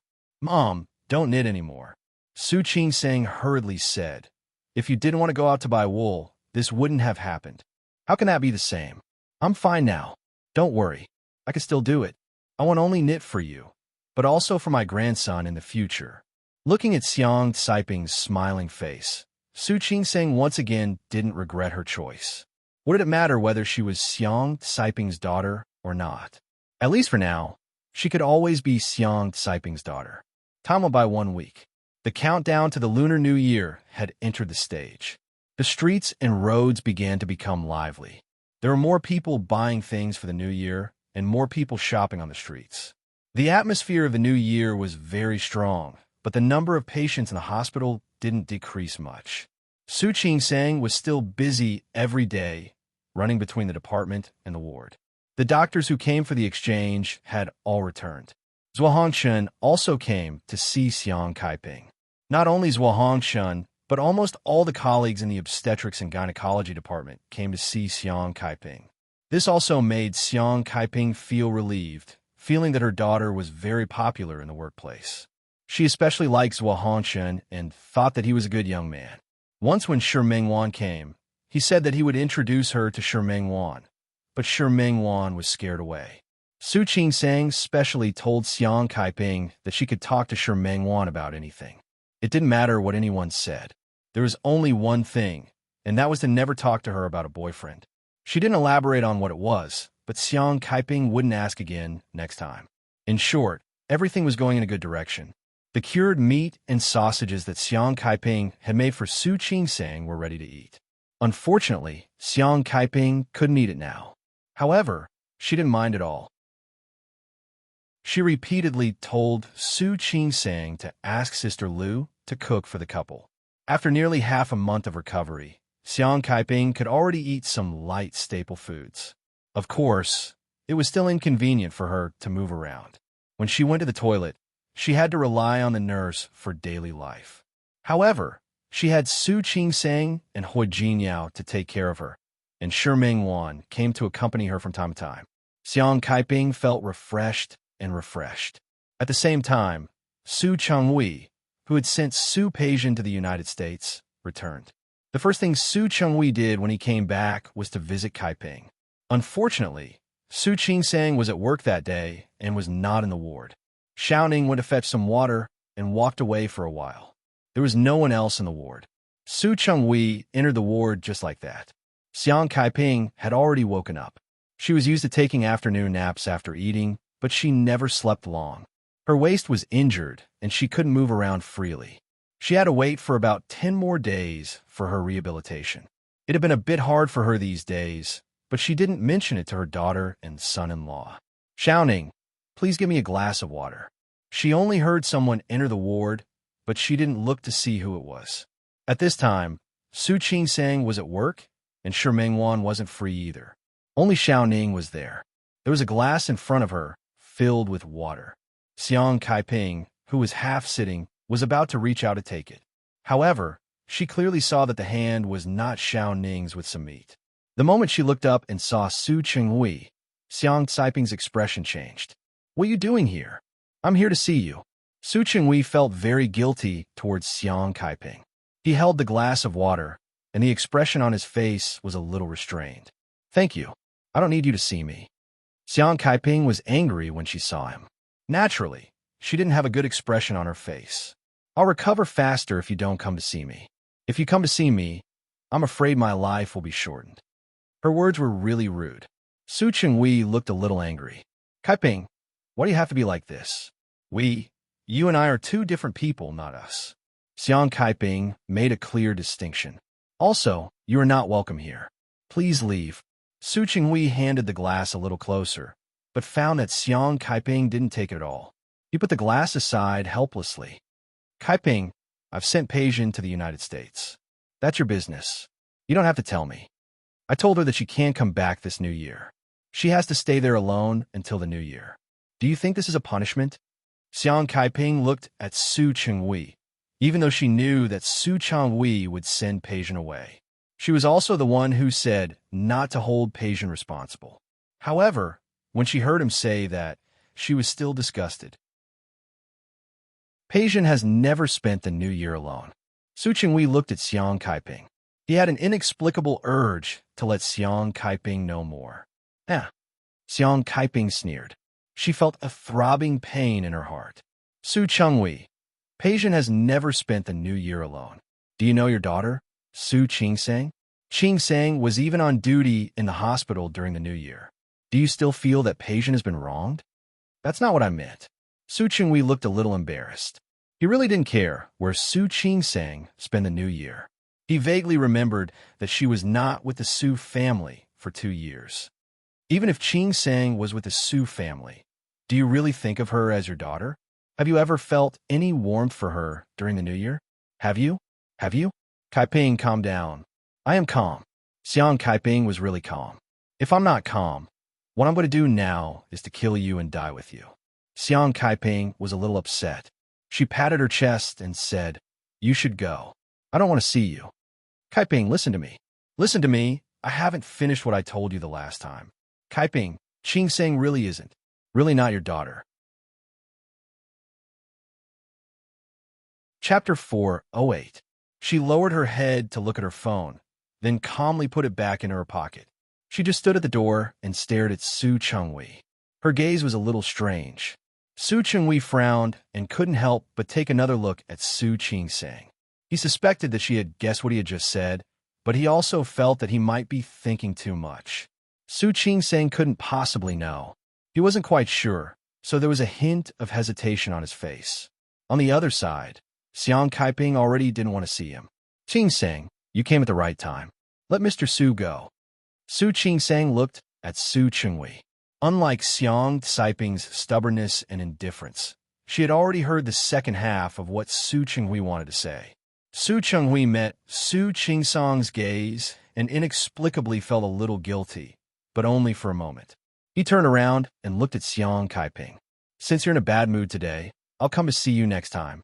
No need. I'm in a good mood if you don't come to see me. I'm afraid my mood will really be bad if you come to see me. Su Qinghui felt a little uncomfortable being humiliated by Xiang Kaiping in front of Su Qingsang. However, compared to feeling uncomfortable, he really didn't want Xiang Kaiping and Su Qingsang to be so intimate. Especially after the incident with Su Peijian, he now regretted and hesitated. He couldn't continue the thought that he wanted to blurt out when facing Su Qingsang. His face slightly darkened. He turned around and walked out. Su Qingsang looked at him. When he passed by her, she said softly, Dad, I'll walk you out. Su Qinghui glanced at Su Qingsang. He seemed to be a little surprised by her actions, but in the end, he didn't say anything. He turned around and looked at Xiang Kaiping with a look of hesitation. Seeing this scene, Su Qingsang's mood was actually extremely calm. She thought that after a week of settling down, she had already accepted the worst outcome, no matter how bad that outcome was. Su Qinghui had something on his mind, so his footsteps were a little hurried. When he was about to go to the elevator, Su Qingsang blocked in front of him. Dad. This dad had a deeper meaning. If you're not in a hurry to leave, why don't you come to my office and sit for a while? Su Qinghui frowned. He didn't understand what Su Qingsang wanted to do. She smiled gently. There are some things that I don't mind saying here, but I think you might prefer to say in a place with no one around. What does that mean? Hua Jinyao had threatened her because of Su Peijian. Was Su Qingsang thinking the same thing now? Su Qingsang followed Su Qinghui to her office. There was still no one. Su Qingsang gently closed the office door, walked to Su Qinghui, and stood in front of him. Su Qinghui didn't understand what she wanted to do. He stared at her face warily. What do you mean? What are you trying to say? Dad. Su Qingsang's voice was very soft. In fact, she didn't even know if she was calling him Dad. What is it? When you were in the ward just now, you actually wanted to tell my mother that I'm not her daughter, right? Su Qinghui widened his eyes and looked at Su Qingsang as if she was a monster. What? What nonsense are you talking about? Nonsense. Su Qingsang was expressionless. Su Qinghui's expression had confirmed her guess. No, it wasn't a guess, but a fact. She wasn't Xiang Kaiping's daughter, and she probably wasn't Su Qinghui's daughter either. You know very well whether I'm talking nonsense or not, don't you? Su Qing sang. Su Qinghui's expression was ugly. I don't know what you're talking about. I don't know what you're talking about. He turned to leave, and Su Qing sang didn't stop him. Don't know what I'm talking about? My mother's blood type is O. I'm AB. You may not know, or you know, but you pretend not to know. People with blood type O can't give birth to children with blood type AB. No matter what blood type O is combined with, they can't give birth to children with blood type A. As Su Qing spoke, she looked at Su Qinghui, who was standing there motionlessly, and walked toward him step by step. My mother's blood type O, and I'm AB. How can I be my mother's child? In the time it took to say a few words, Su Qing had already stood in front of Su Qinghui. Su Qinghui was very tall. He was much taller than Su Qing, so she had to look up to him. She raised her head and looked at the man she had called father for 25 years. If I'm right, Dad, you're not type AB, are you? Su Qinghui's expression became more and more ugly. Of course, he wasn't type AB. He was type B. Su Peijian was also type B. When Su Peijian gave birth to the child, he actually thought about it, afraid that it would be exposed. That way, he wouldn't be able to carry out his revenge. However, later, when he gave Su Peijian a physical examination, he found out that Su Peijian was actually type B. He was also type B. That was normal.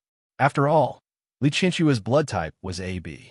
It would be really strange if a person with blood type AB and a person with blood type B gave birth to a child with blood type O. If that was the case, Old Master Li and Li Qinshu would definitely know. Because Su Peijian was type B, so was he. So after so many years, Li Qinshu had never suspected it. She had never suspected that her child was actually not her. And that was the reason why Su Changhui doted on Su Peijian so much. His 3 children, Su Qingsang and Su Yusin, were both type AB. They had inherited Li Qinshue's blood type.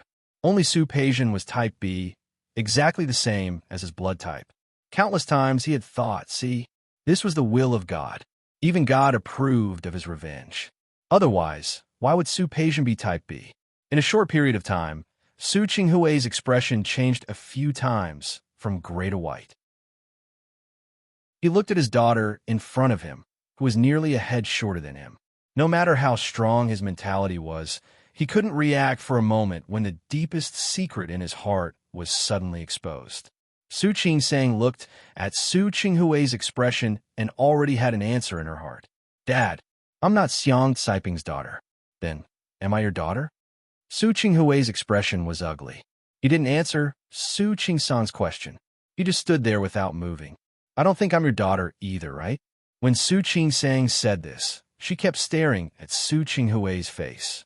He seemed to suddenly come to a realization. I'll say it again. What nonsense are you talking about? There's nothing like that. Nonsense? Su Qingsang nodded and narrowed her eyes. If I were your daughter, if I were Xiang Caiping's daughter, then did you really love Xiang Caiping? Su Qinghui's face was livid and he didn't speak. He didn't want to say it, so Su Qingsang spoke for him. If you loved her, how could you have the heart to treat the child of a woman you truly loved like this? So you don't love my mother at all, right? Chapter 409. As soon as he opened his mouth, it would be easy for him to make a mistake and give Su Qingsang something to use against him. He had already made a mistake once. He couldn't make another one. Su Qinghui remained silent. It was impossible for him to remain silent. Faced with Su Qingsang's aggressive attitude, he suddenly felt a little annoyed. I'll say it again. I don't know what you're talking about. If you're not Xiang Caiping's daughter, then who are you? Maybe Su Qingsang was just lying to him. If she wasn't Xiang Caiping's daughter, how could she be so close to Xiang Caiping after only a few months? It was clear that they had never lived together, and it wasn't like they grew up together. If she was sure, she would have left Xiang Caiping alone. Su Qingsang stared at his face. She wasn't surprised by his stubbornness and concealment. Su Qingsang sighed softly, but she had to say what she wanted to say next. Don't you find it strange? I know I'm not my mother's daughter, but I didn't tell her. Su Qinghui didn't say anything. He really didn't know his daughter well. Because even if my mother and I are not related by blood, I still see her as my mother in my heart. As Su Qingsang spoke, She lowered her head and glanced at herself. She was wearing the sweater that Xiang Kaiping knitted and the necklace that Xiang Kaiping gave her. The cured meat and sausages that Xiang Kaiping bought for her were still hanging on the balcony of her house. She could still hear Xiang Kaiping's gentle words and instructions every morning. These were the motherly love that she had never received since she was a child. She couldn't bear to. Even though she knew Xiang Kaiping wasn't her mother, she couldn't bear to. She couldn't bear to hurt Xiang Kaiping's heart. She had been so good to her. What if Xiang Kaiping found out that the daughter she had been taking care of with all her heart wasn't her daughter? Su Qingsang didn't dare to think about it. She didn't even dare to gamble. She didn't want to hurt an innocent woman's heart. Dad, can you tell me who I am? Who is my mother? Who is my father? Who gave birth to me? Who brought me into this world? Su Qingsang. Su Chenghui looked at his daughter and felt helpless for the first time. I'll say it again. Everything you said just now is nonsense. Su Qingsang looked at Su Chenghui coldly. She wasn't stupid. Su Chenghui's attitude was very problematic. Her brain worked very fast. Many details and possibilities flew through her mind one by one. The fact that I'm not Xiang Kaiping's daughter is already set in stone. This is something you can't deny. If you really want proof, I could do a paternity test with my mother. Su Qingsang looked into Su Chenghui's eyes and said slowly, a paternity test can't be faked. Whether I'm Xiang Kaiping's daughter or not, we'll know once we do the test. Su Chenghui's expression finally changed a little, but it was only for a moment. He quickly regained his composure. Su Qingsang had been staring at his face, trying not to miss any expression on his face. I really want to know now. If I'm not Xiang Kaiping's daughter, am I your daughter? Really? Su Chenghui seemed to have finally regained his confidence. Su Qingsang, I said don't talk nonsense. If you're not my daughter, whose daughter are you? Did she think he had the leisure to help raise someone else's daughter? As soon as he said that, Su Chenghui immediately realized that he had said something wrong. Sure enough, he saw the corners of Su Qingsang's mouth rise slightly with some understanding. She seemed to have finally found out Su Chenghui's secret. I'm your daughter? Su Qingsang looked into Su Chenghui's eyes. Really? Are you sure? Su Qingsang, what kind of attitude is that? Su Qingsang didn't ask anymore. Su Chenghui's angry face made her believe what he said. Which man would like to help raise someone else's child? That meant that she must be Su Chenghui's daughter. She nodded and looked at Su Chenghui, her eyes clear. I'm your daughter, but I'm not Xiang Kaiping's daughter. In other words, when my mom and Annie didn't know about it, there was a fourth party somewhere else? Su Qingsang, have you said enough? Su Chenghui couldn't listen anymore. Who did Su Qingsang think he was? What fourth party? That was really unpleasant to hear. You betrayed my mother and Andy. You really don't love my mother. In fact, Su Qingsang could easily guess that Su Chenghui didn't love Xiang Kaiping. If he really loved her, they would have been together back then. Don't say that the Li family forced him or anything. She had lived with old Master Li and Li Qianxue for a long time.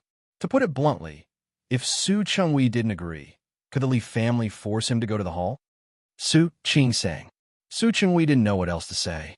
He could only call Su Qingsang's name again. Shut up. What would a child like her know about adult affairs? Su Qingsang smiled, and that smile was meaningful. Does Annie know? She had always thought that Su Chenghui was a bit of a scumbag. But now it seemed that Su Chenghui was really not an ordinary scumbag. On the one hand, he was having sex with Li Qianxue. On the other hand, he was constantly in contact with Xiang Kaiping. And on the other hand, there was another woman who came out of nowhere. It was the first time she knew that Su Chenghui could be so capable. Su Qingsang, shut up. Su Chenghui's expression was ugly. He took a step forward and almost lost his temper. Have you said enough? No. Su Qingsang was distracted, but she didn't intend to retreat at all. I haven't said enough. I have a right to know who my biological mother is, right? Su Chenghui was stunned for a moment. He suddenly turned his face away. That's not something you should worry about. Not something I should worry about. Su Qingsang wanted to laugh. Then what should I worry about? Dad, although you don't like me, I have called you Dad for more than 20 years. All I want now is a true an answer. Can't you give it to me? There is no answer. You're thinking too much. If there is no answer, can I think that I am not your daughter? Su Qing sang. What kind of attitude is that? I told you. What you just said is nonsense. If you're not my daughter, whose daughter are you? Okay, you said that I am your daughter. Then let me ask you, where's my mother? Where is my mother? Who is my mother? Chapter 410. No one. Su Qing had never thought that her relationship with Su Changhui would become like this one day. But I just want to know the answer. Is it difficult? Or is it difficult to tell the identity of the person who gave birth to me? You, isn't it? If it wasn't for the fact that the person who gave birth to me had such a difficult identity for you to speak of, why would you still be so secretive at this point? Su Qinghui's face was red. He didn't answer Su Qingsang's question. Su Qingsang didn't expect him to give her an answer so easily. But she still had doubts in her heart. She didn't understand, and she wanted to know the answer. She couldn't help but take a step forward and look up at Su Changhui. Dad, am I the product of a one-night stand? You? Su Changhui was angry. He raised his hand and almost slapped Su Qingsang. Su Qingsang just raised her head and stared at him. Audichin Rue's hand paused in the air for a few seconds, and finally retracted it. Humph. Su Qinghui snorted and left without looking back. This time, Su Qingsang didn't stop him. She stood there and stared blankly at the door that Su Changhui had slammed shut. She was a little tired and weak. She took a step back and leaned against the desk. She had solved half of her doubts, but there was still the other half. Su Changhui was her father. That should be true. What about her mother? What kind of life gave birth to her? Which woman did Su Changhui have a close relationship with before? She couldn't figure it out. If he didn't say, no one would know. Who should she ask? If Su Changhui didn't tell her the answer, who else could she ask? Her phone suddenly rang. She looked at Hui Jinyao's name and picked it up. Hui Jinyao returned to Rong City 2 days ago. It was almost the end of the year. Even as the president of Tianyu Group, he couldn't be too capricious. There were a lot of things to deal with in Rong City. Su Qingsang knew that he was very busy. Several times at night, she could still hear him typing on the keyboard. From time to time, she could hear Yang Wenchang reporting to him. Why are you calling me at this time? Su Qingsang looked at the time. Have you had lunch? Yes, I have. Hui Jinyao handed a document to Yang Wenchang and signaled him to leave with his eyes. Didn't you take a nap? Nope. Something came up and I couldn't sleep. Su Qingsang's mood was affected by Su Qinghui's reaction. What's wrong? Hui Jinyao immediately sensed that something was wrong in her voice. What happened? Hui Jinyao. Su Qingsang cleared her throat. I'm not an orphan. You asked your dad? Yes. He just came to see my mother. Su Qingsang repeated what Su Changhui had said to Su Qingsang. Of course, she didn't mention that Su Changhui was so angry that he almost wanted to hit her. You're saying that your father admitted that you're his daughter, but he didn't tell you who your mother was? Yes. And no matter how I asked, he wouldn't tell me. Su Qingsang was a little upset. Is my birth mother someone with a bad background? Otherwise, why would Su Changhui act like this? Not necessarily. Hui Jinyao thought a little more than Su Qingsang. Is it possible that your birth mother's identity is not only not bad, but also shocking? What do you mean? Think about it. Your father was able to win Li Qianxue's favor, and he insisted on marrying her. It's hard to say that there aren't any rich ladies in Lin City who also like your father. But they couldn't compete with Li Qianxue, so they simply gave up. Hui Jinyao said it casually, and Su Qingsang didn't know whether to laugh or cry. Come on, you may not know what the Li family was like back then. Who was brave enough to compete with Li Qianxue for a man? Did they want to die? What else could they do? They can't explain it. If you were born to a woman outside, he could just tell Li Qianxue who gave birth to you and whose daughter you are. Anyway, you don't need to be afraid of the itch when there are so many lice. It's the same to find a woman outside, and it's also the same to find 2 women outside. Hui Jinyao, that's enough. Su Qingsang couldn't listen to it anymore. Although I think my father is quite a scumbag, why do I feel that your guess is even more unreliable than mine? How is it unreliable? Hua Jiniao thought it was completely possible. If you ask me, you might be the daughter of a rich family. But because you can't go against the Li family, your father is very secretive and refuses to say it directly. Hua Jiniao looked at the screen in front of him and said it casually. However, the idea of not going against the Li family flashed through his mind. A very absurd thought flashed through his mind. In fact, was it possible? Su Qingsang bit her lip and didn't answer Hua Jiniao's words. All right, you haven't told me why you call me at this time. After Hua Jiniao went to Rong City, he would call her every night, but this was the first time he called at this time. Thinking of this, Hua Jiniao's thoughts stopped thinking about Su Chengwei. There's something. Hua Jiniao's voice was very soft. Grandpa wants you to come to Rong City for the new year. I have already refused, but he said that he can send someone to pick you and Mom up in a private plane. He also said that if you are worried, he will hire the best medical staff.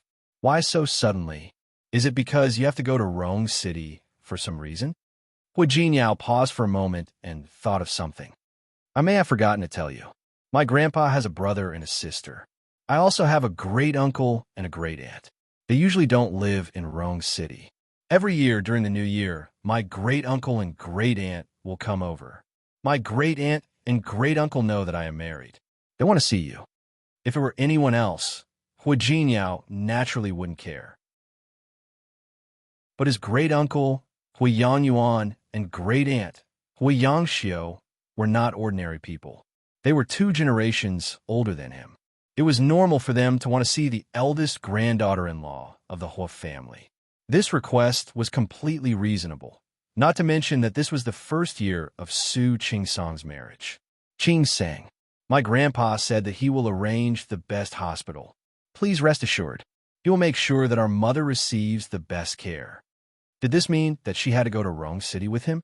Hua Jiniao, do you have a lot of people in your family? Are you afraid? I'm not afraid. I just feel that it is a little troublesome. She had already met Hua Jiniao's uncle and aunt, as well as his group of cousins last time. At that time, she thought that was all. But she didn't expect that there would be another great-uncle, and then another great-aunt. In addition to the children of these great-uncles and great-aunt, how many relatives would there be? Chapter 411. Su Qinghui's parents left early. Moreover, Old Master Li was the most senior in their area. In the past, she had always been invisible. If the Li family had relatives, it was not her turn to greet them. Occasionally, she would bump into them, but the way they looked at her made her feel uncomfortable. To be honest, Su Qingsang didn't really like interacting with relatives. She liked simple relationships. The simpler, the better. Hua Jiniao suddenly fell silent. He thought of Su Qingsang's personality and how she had grown up. It's fine if you think it's troublesome. Hua Jiniao smiled. I'll tell Grandpa that you won't come back. Wouldn't that be inappropriate? Su Qingsang didn't like to deal with too many relatives, especially those she wasn't familiar with. However, she was not a fool. She knew about simple interpersonal relationships and the ways of the world. Hua Jiniao was the eldest grandson of the Hua family and was highly regarded by Old Master Hua. However, it was not good for him to be too arrogant and completely ignore his relatives and friends. It's okay. If there was any pressure, he would naturally bear it. Even if Hua Jiniao was worried about his great-uncle and great-aunt, he didn't want Su Qingsang to be wronged.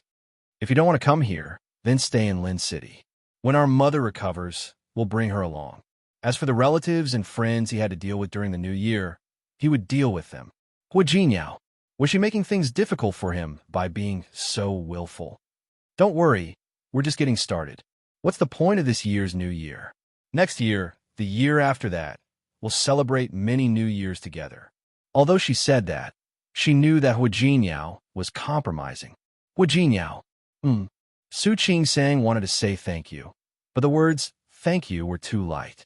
Moreover, there was really no need to be overly courteous between them. I missed you. The corners of Hua Jiniao's mouth turned up. He was obviously in a much better mood. I missed you too. Go on with your work. I have to work. She heard footsteps outside the door. Yes. When I'm done, I'll come back to see you. Okay, Su Qingsang agreed. She hung up the phone and pressed it against her heart. The corners of her lips curled up slightly. It didn't matter whose daughter she was anymore, because now she had her mother and Hua Jinyao. As for who her birth mother was, she would slowly investigate it in the future. She believed that it was impossible for there to be no clues. What Hua Jinyao said just now actually made some sense. Su Chengwei couldn't tell Hua Jinyao about her biological mother. A thought flashed through Su Qingsong's mind, but it was too fast for her to grasp. Lin City was getting colder and colder. It was less than a week before the new year. Some units were already on holiday. There were no holidays in the hospital. The first day to the 7th day of a new year was a holiday. However, there were also doctors on duty every day. This year, Xiang Kaiping was hospitalized.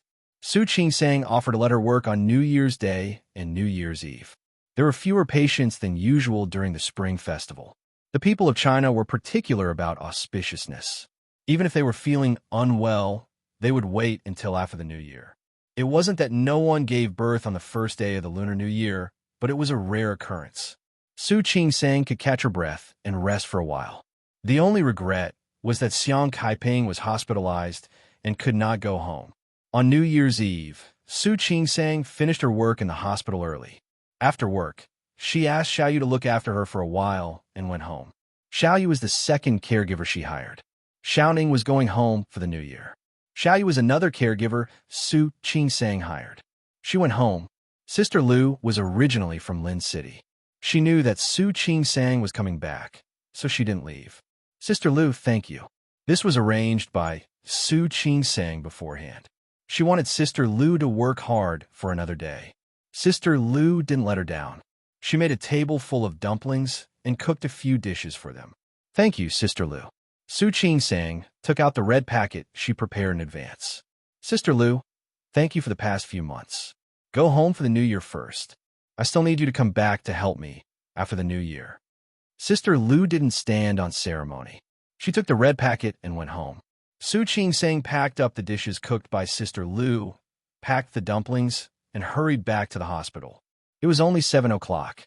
She told Xiaoyu to go home first. Mom, are you tired of lying down? Let's have dumplings today. Su Qingsang took out the dumplings. Watch TV first. I'll cook the dumplings right away. Look at you. Xiang Kaiping looked at Su Qingsang's busy figure. She was very touched, but also very guilty. It's the new year, but you have to stay in the hospital with an old woman like me. Mom, if you say that again, I won't be happy. Su Qingsang put the water on the induction cooker to boil. She had specially brought this over. She could heat up food for Xiang Kaiping or something. As long as she didn't cook, the hospital would turn a blind eye to it. You're not old at all. If I go out with you now, people will definitely say that we're sisters. You're good at coaxing me. I'm not coaxing you. I'm telling the truth. Su Qingsang took out the vegetables and put them down. Wait for a while. I'll cook the dumplings and heat up the vegetables. Mom, don't think it's lonely. It's just the two of us celebrating the new year. It's not lonely. It's not lonely. Compared to the past few decades, this was already the happiest year for her. Although it was a little lonely, it was already very good. I just don't think it's good that you don't go back to Rong City and spend the new year with Jinyao. Thinking of what Jinyao calling and saying that he couldn't come to Lin City because he had too many things to do, Xiang Kaiping felt a little regretful. Mom, look at what you're saying. Jinyao understands and said that he supports my decision. Why are you still talking about it? In fact, Su Qingsang wasn't without worry. However, Hua Jinyao repeatedly promised that nothing would happen, so she could only relax and focus on spending time with Xiang Kaiping. Su Qingsang didn't know how to cook, but she was still very agile. The water boiled. She put the dumplings into the pot, calculated the time, and put the vegetables in the microwave. In less than 20 minutes, the dumplings were cooked and the vegetables were also heated. She placed the dishes on the small table above the hospital bed. Then, she shook Xiang Kaiping's bed. Xiang Kaiping had recovered a lot during this period of time. Although she couldn't use force or exercise strenuously, she could still sit up normally.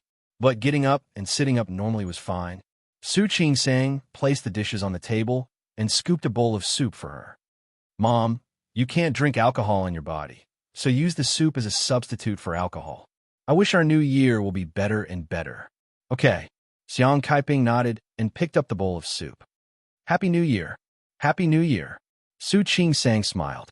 Although the two of them ate simple and stayed in a hospital ward, the atmosphere was quite good. Chapter 412. The restaurant was very quiet. No one was talking, and no one was smiling. The atmosphere was quite depressing. Li Qianxue sat at the long dining table. The table full of steaming delicacies didn't make her look good at all. In the past, there were 5 people for the New Year's Eve dinner, but now there was 1 less person. How could Li Qianxue not be angry? She didn't expect Su Qingwei to be so cruel. He really didn't want Su Peijian to come back for the new year. Su Peijian was her first child, and she had spent the most effort on her. Unlike Su Yusin, when Su Peijian was born, her body was very weak, and her immune system was not good. It was the little daughter that she was afraid of dropping. It was the first time in more than 20 years that she didn't spend the new year with her. Li Qianxue's expression was ugly. She sat there without saying a word. Because of her expression, the atmosphere at the dining table was no longer festive at all. Mom. Su Yusin was the first one who couldn't stand the atmosphere. Let's eat. Li Qianxue didn't want to eat it. She really couldn't take this lying down. Su Qingwei, are you even human? You sent your daughter so far away for an outsider? You didn't even let her come back for the new year. Are you punishing her? You're punishing me. Mom. Su Yusin really didn't want to hear Li Qianxue and Su Qingwei quarrel. Don't talk so much. I'll be back in 2 days. Who knows? Li Qianxue glared at Su Qingwei. Your father sent your sister so far away. Who knows if he'll let her come back? Qianxue, old Masterly said, you're almost the same. It's the new year. How can you behave like this? Dad, you know it's Chinese New Year, but does he want you to have a good time? He won't let me have a good new year. Thinking about Su Peijian, Li Qianxue was so angry that she couldn't even eat. Peijian has never spent the new year alone. I don't know if she's eating now. Does it feel bad to be alone? That's enough. Old Master Li thought of the conditions he had discussed with Hu Jinyao. In fact, if it weren't for the fact that Su Qing-sang and Xiang Kaiping were soft-hearted and willing to let it go, they would not have let it go. Su Peijian was not in the United States now, but in prison. However, he couldn't tell Li Qianxue about such a thing. She would never accept that her daughter would do such a thing. This was actually a good thing. Su Peijian could go abroad to calm down. He also knew the difference between them. Peijian is no longer a child. There are so many people out there. Don't they still have to live without you? Why couldn't Peijian do it? You don't have to say anything. Sit down and finish the meal. Dad, I'm old. I don't like to hear you guys make trouble, and I don't want to see you guys make trouble. If you want me to live a few more years, don't say any more. Li Qianxue gritted her teeth. No matter how angry she was, she could only let it go in front of old Master Li. However, the more she looked at Su Qingwei, the more disappointed she was. Especially when she found that he was sitting there without saying a word. She became even more furious. See, even if she messed with him like this, he didn't have any reaction. Sometimes, she would rather Su Qingwei quarrel with her. But what about him? Most of the time, he just didn't say a word and looked at her like a clown. In fact, she had already discovered it a long time ago. This man was making her more and more unable to move. It was just that in the past, they had children and their father had scruples. But she didn't know when it started, but she had really become more and more powerless. She lowered her head. It was the new year, but the atmosphere at home was not good at all. Su Yusin didn't say anything. He didn't understand what was going on with his family. They were fine when they were young, but as they grew up, it became less and less like a family. And he also didn't know how to change the situation. It wasn't that Su Qingwei didn't see Li Qianxue's anger. It wasn't that he didn't see old Master Li's hidden disappointment. It wasn't that he didn't see the anticipation in Su Yusin's eyes. It was just that today, he really wasn't in the mood. After that day, he never went to the hospital again. On the one hand, Xiang Kaiping didn't want to see him, and on the other hand, he didn't want to see Su Qing-sang. He used to think that he was the only one who knew the secret, but now Su Qing-sang knew it. Su Qingwei never thought that the day would come when the secret would be found out. The revenge he imagined was when Li Qianxue grew old and found that everything was irreversible. But not now. Su Qinghui's mood during this period of time was quite complicated. If Su Qingsang knew, then He Jiniao must also know. Su Qingsang might not be able to guess at the moment, but with He Jiniao's intelligence, he might be able to guess Su Qingsang's real identity sooner or later. What happened then? If one day, Su Qingsang's identity really came to light and the whole Lin city knew, what would happen?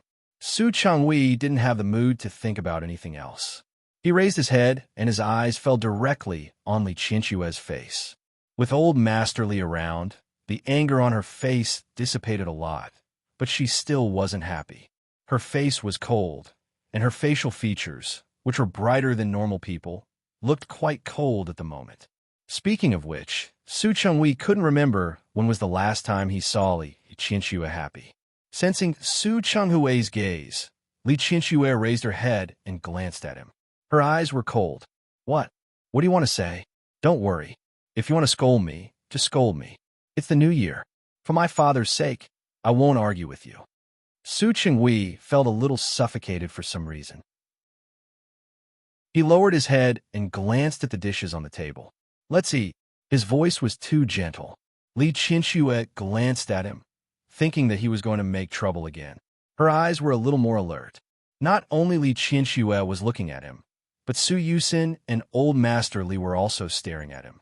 Su Changhui, who was very uncomfortable under their gazes, picked up the wine in front of him and toasted Old Master Li. Dad, Happy New Year. Happy New Year. Old Master Li raised his glass very politely. After toasting Old Master Li, Su Changhui clinked his glass with Su Yusin's. Study hard. After the new year, you'll be a year older. In the future, the Su family will still rely on you to support it. I will. Dad, Happy New Year. Okay. Su Changhui nodded and finally looked at Li Qianxue. He raised his glass and toasted in her direction. Happy New Year. This was a routine toast every year. Li Qianxue sat there without moving. She still hadn't swallowed the anger in her heart. Su Changhui looked a little embarrassed, but he didn't take back his glass. Qianxue? Li Qianxue was stunned and couldn't help but glance at Su Changhui. She had almost never heard Su Changhui call her name. Every time he called her by her full name, and sometimes he didn't even have a name. Chapter 413. Li Qianxue couldn't be blamed for conspiring against Su Changhui. She felt that she had seen through him. This man had no heart. Or maybe he had a heart, but his heart was not with her. It was with someone else. Thinking of her daughter, Li Qianxue's face darkened again. Su Changhui, don't think that I will forgive you if you humble yourself. I won't talk to you until Peijin comes back. Qianxue, Old Master Li couldn't stand it anymore. Are you going to celebrate the new year or not? Li Qianxue was angry, but because of Old Master Li, she finally raised her glass. She didn't touch her glass with Su Changhui's. She just raised it and took another sip. Su Changhui didn't relax when he saw that. Instead, he felt even more depressed. Li Qianxue loved Su Peijin so much. If one day she found out that Su Peijin wasn't her daughter, it was the new year. It should be very lively. Su Changhui suddenly felt a chill in his heart. After eating, Su Qingsang put away the bowls.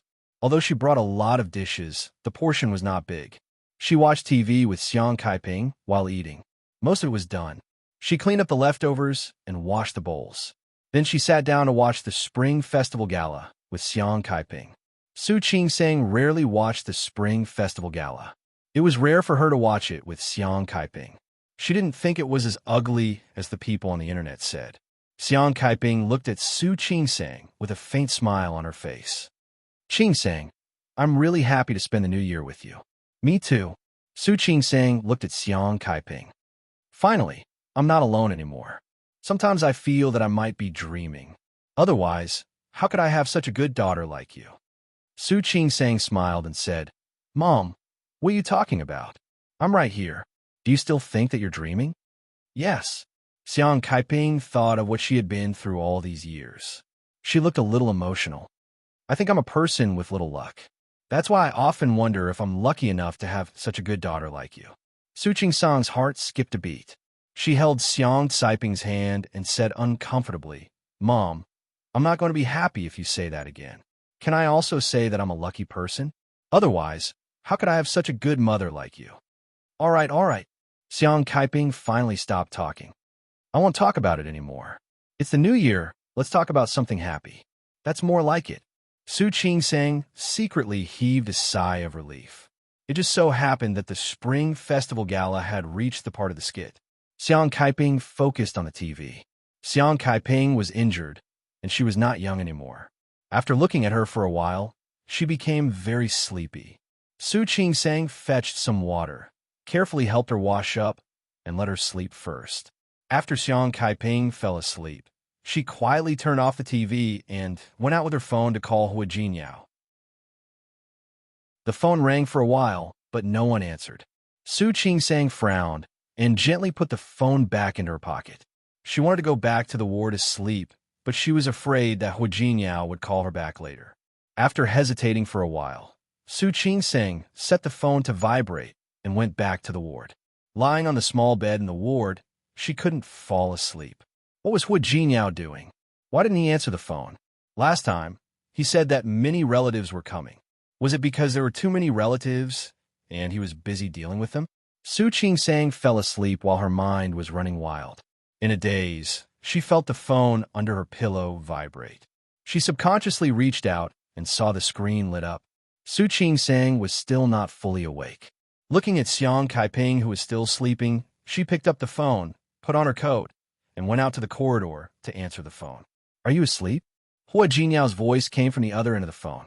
Su Qingsang blinked. The cold wind in the corridor woke her up instantly. Yes, I'm asleep. You called me just now? Yes. What are you busy with? Nothing.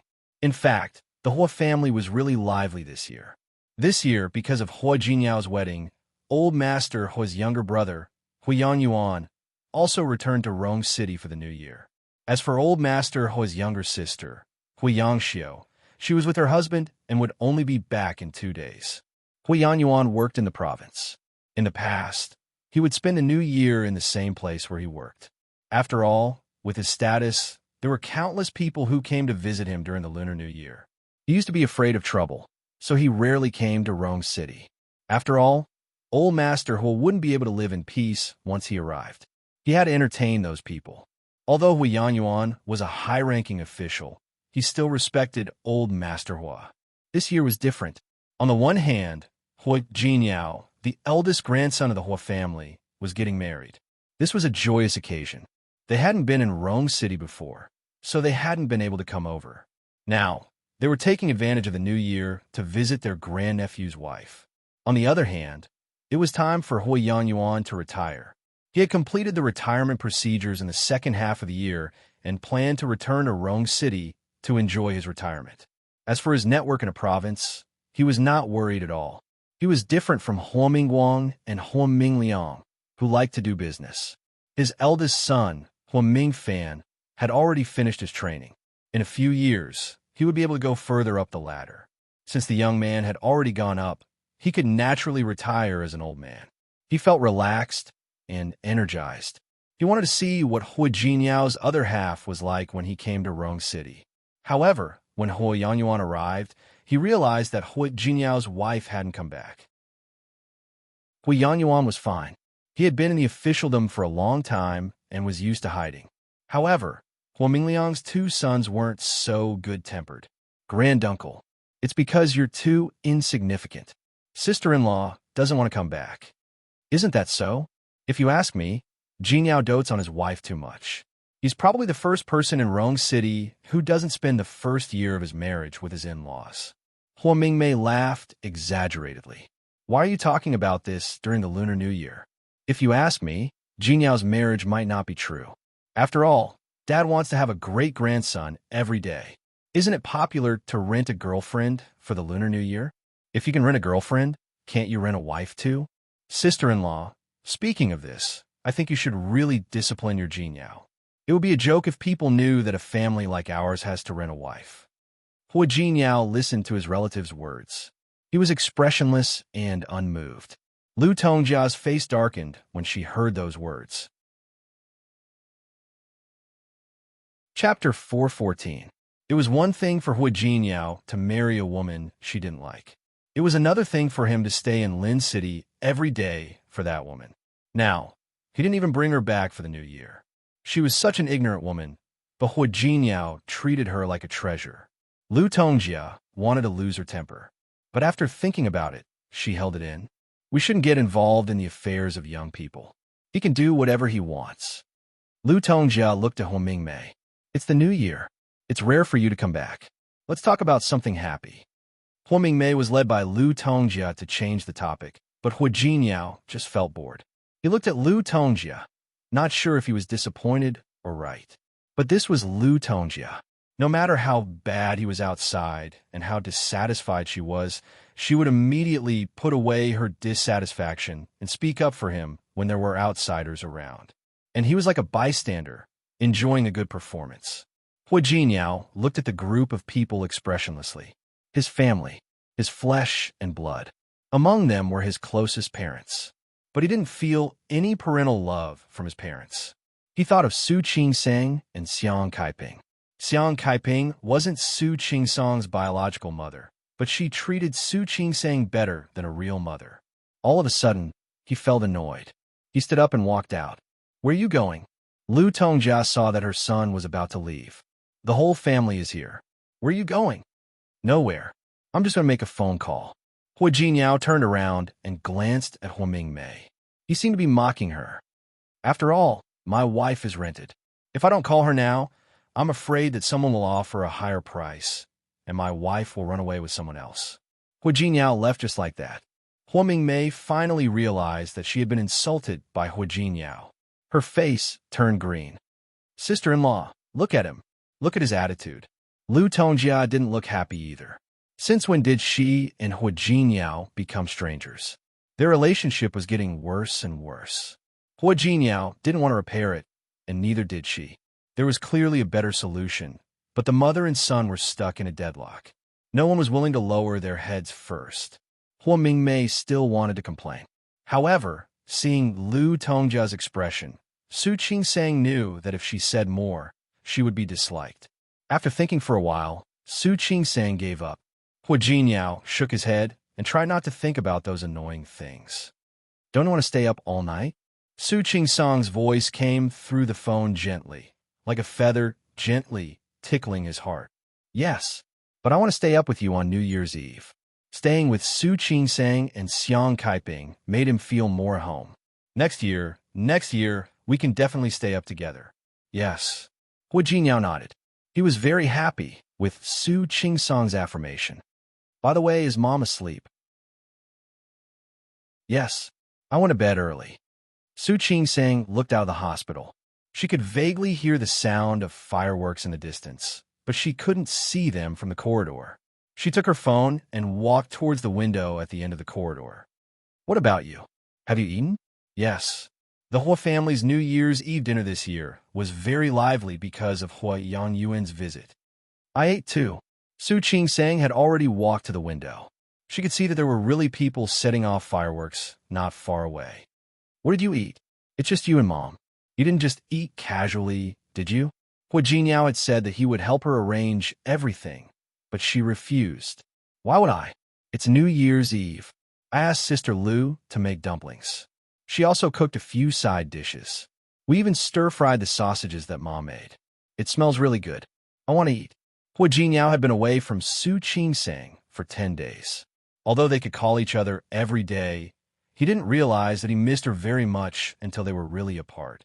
When you come back after New Year's, I'll ask Sister Lu to cook for you.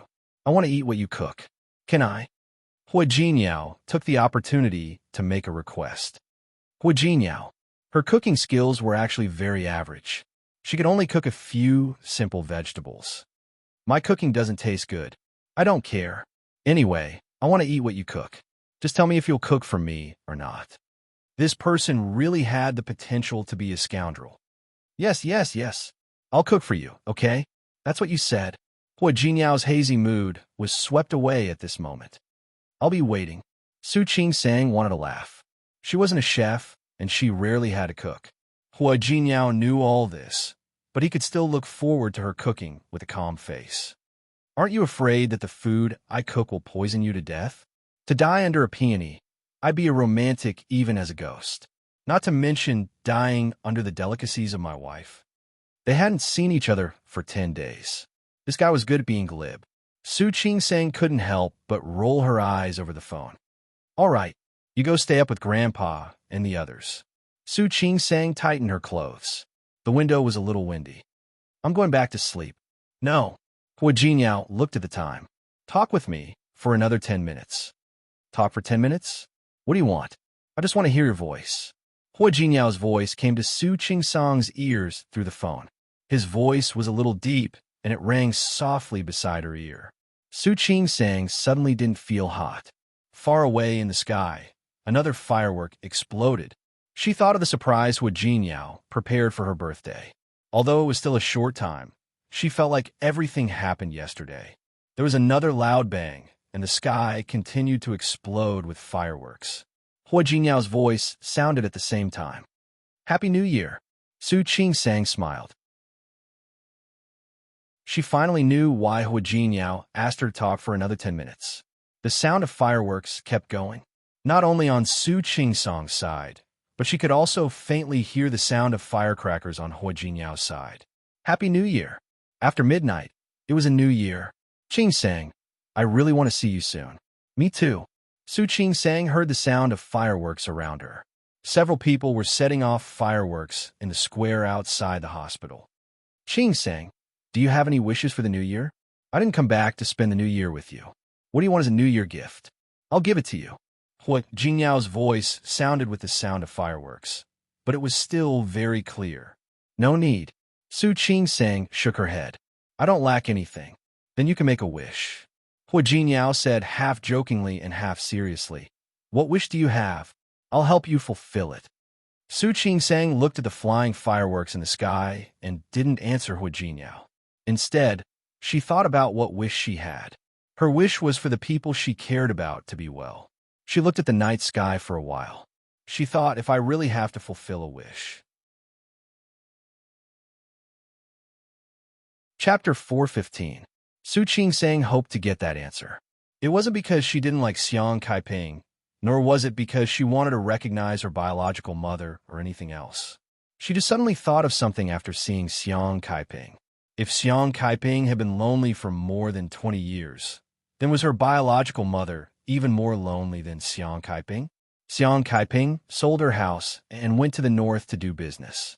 She was resourceful and bold, but they both missed her so much. What about that woman? What about the woman who gave birth to her? Would she be living a bad life in a place she didn't know? Living a bad life? Su Ching-sang didn't want to think like that, but she couldn't help it. In the first 20 years, she knew that maternal love was hopeless, so she didn't crave it. But in the past few months, she looked at Xiang Kaiping and had these thoughts. She thought whether she would recognize that woman in the end or not. She wanted to do something for her, to thank her for giving birth to her and bringing her into this world. As for the rest, she would think about it after she found the person. Honey, Hua Jinyao's voice sounded on the other side. Su Ching-sang came back to her senses and smiled at the fireworks in the night sky. Hua Jinyao, can you really fulfill my wish? Of course. Hua Jinyao nodded. Even if you want the stars in the sky, I can pick one for you. You're coaxing me again. Su Ching-sang didn't want to play along. Yes, I said I want the stars in the sky. Give me a meteorite later. You don't like it? Hua Jinyao sounded a little regretful. Don't underestimate meteorites. Many meteorites have research value. They're more expensive than diamonds. He was talking nonsense with a serious face again. Yes. They're more expensive than diamonds. Don't give me diamonds later. Just buy a few meteorites and put them in a room. Why don't you just open a meteorite museum and exhibit them directly? Isn't that a good idea? Honey, you really know me. Hua Jinyao casually leaned against the wall and looked at the same night sky. His eyes flickered. My dream was to open a museum, to exhibit something that no one else has seen. Over the phone, Hua Jinyao's eyes flashed with loneliness and nostalgia. How did the little boy, who had always wanted to open a museum, disappear? Su Ching-sang listened to his nonsense and didn't believe a word of it. She almost lost her temper. What a great dream. Why didn't you become one in the end? Opening a museum is just spending money and not making money. I have to make money to support my wife first. Hui Jinyao. Su Qing finally found a loophole. When you were thinking about earning money to support your wife, I wasn't your wife yet, was I? That's right. Although you're not my wife, I had foresight at that time. He knew that he had to save his wife's money first. Look at how smart your husband is. Su Qing was amused by him. Hui Jinyao, it's a pity that you weren't invited to the Spring Festival Gala. You're so talkative, it would be a pity if you didn't become a comedian. That's true. They had no taste. How about I tell you next time? Hui Jinyao climbed up the pole, which made Su Qing really happy. Sure, in the future, you should learn more. When I go home, you can perform crosstalk for me. Sure, that's a deal. All right. Su Qing was defeated by him. It's getting late. Let's rest. Okay, then go rest. Don't be too tired. If there's anything, call Xiao Yu in Xiaoning. Hui Jinyao was about to hang up, but he suddenly called her wife. Yes, I originally booked a ticket for tomorrow and wanted to come over to accompany you. But my great-uncle is coming. Later, my great-aunt will also come over. I might not be able to come to Lin City until after the 3rd day of Chinese New Year. It's okay. You should do your own things. Su Qing was very understanding of Hui Jinyao on this point. Say hello to your great-uncle and great-aunt for me. I'll definitely go back next time. I know. My great-uncle is okay. He's easy to talk to, and after he retires, he will almost always be in Rong City. But my great-aunt doesn't come often. When you come back, we should pay her a visit. Hui Jinyao's great-aunt, Hui Yangxiu, was a commander and currently served in a military area. She lived with her husband in the military compound for many years and rarely came to Rong City. Okay, Su Qing didn't avoid it. Marrying Hui Jinyao meant that she had to accept his large family as relatives. Although she wasn't used to facing relatives at home, she would try her best to get along with them. My great-aunt is a good person. You'll know when you meet her. I trust you. Speaking of this, Su Qing also thought of something. By the way, there's something I want to ask you. What? Su Qing pursed her lips and thought of something. In the past, on the first day of every year, although I didn't like it, I would still go to the Su family to wish old Master Li and my father a happy new year. Since she moved out of college, she would still go back to the Su family for the new year if she was outside. The year before last, she helped her colleagues on duty. This year, she still had to be on duty on the first day of the year, but she was a little hesitant. Hui Jinyao, I actually don't want to go to the Su family this year. She wasn't angry at Su Qinghui, but she didn't want to see him either. Don't go if you don't want to, Hui Jinyao said quite casually. Just stay in a hospital with Mom these 2 days. If you want to go to the Su family, I'll go with you when I come back. Okay. Su Qing didn't object. With Hui Jinyao there, she thought she would be much calmer and calmer. Wife, listen to me. With me here, don't do anything you don't want to do in the future. Don't see people you don't want to see. It's okay. What a willful thing to say. But living in this world, how could people really do as they pleased? Not to mention anything else, the Su family had raised her. No matter what reason Su Changhui had for telling the Li family that she was Xiang Caiping's daughter, it was a fact that he had raised her. Now, she hoped that Su Changhui would one day tell her the answer, tell her who her biological mother was. Really, with me here, I won't let anything happen to you. Don't you trust me? Yes, I trust you. In fact, in the 6 months that she had been with Hui Jinyao, she really hadn't been wronged. It was almost 1 o'clock in the morning when Su Qing and Hui Jinyao talked on the phone. The fireworks were all gone, and the surroundings were quiet. Su Qing quietly returned to the ward. In the morning, Xiang Caiping woke up earlier than Su Qing. She was already awake when Su Qing got up. Morning. Su Qing quickly got up. Happy New Year. Mom. Happy New Year. Happy New Year. Xiang Caiping looked at Su Qing and waved at her. Come, this is for you. She took out a red envelope from under her pillow. Happy New Year. Mom, what are you doing? New Year's money. I should have given it to you yesterday, but I forgot. Xiang Caiping said this with a look of self-blame on her face. Thank you, Mom. I'm already so old. I don't need this. But Su Qing-sang was very touched. She grew up in the Su family, so she naturally had New Year's money. But how could the annual routine transfer of money compare to this red packet? Don't be so polite. Xiang Kaiping smiled. I didn't give you any before, but I'll make it up to you in the future. When I have a grandson, I'll give him New Year's money every year. That's good. Take care of yourself. Let me thank you on his behalf. You. After breakfast, the first person to visit Xiang Kaiping was Zhuo Hongchen. He was a doctor, so he didn't have to be so particular. The second one to arrive was Shi Mingwan. Su Qing-sang didn't expect her to come so early. You child, why did you come to the hospital on New Year's Eve? Xiang Kaiping rebuked. You could have come back in a few days. Annie, it's fine. I don't believe in that.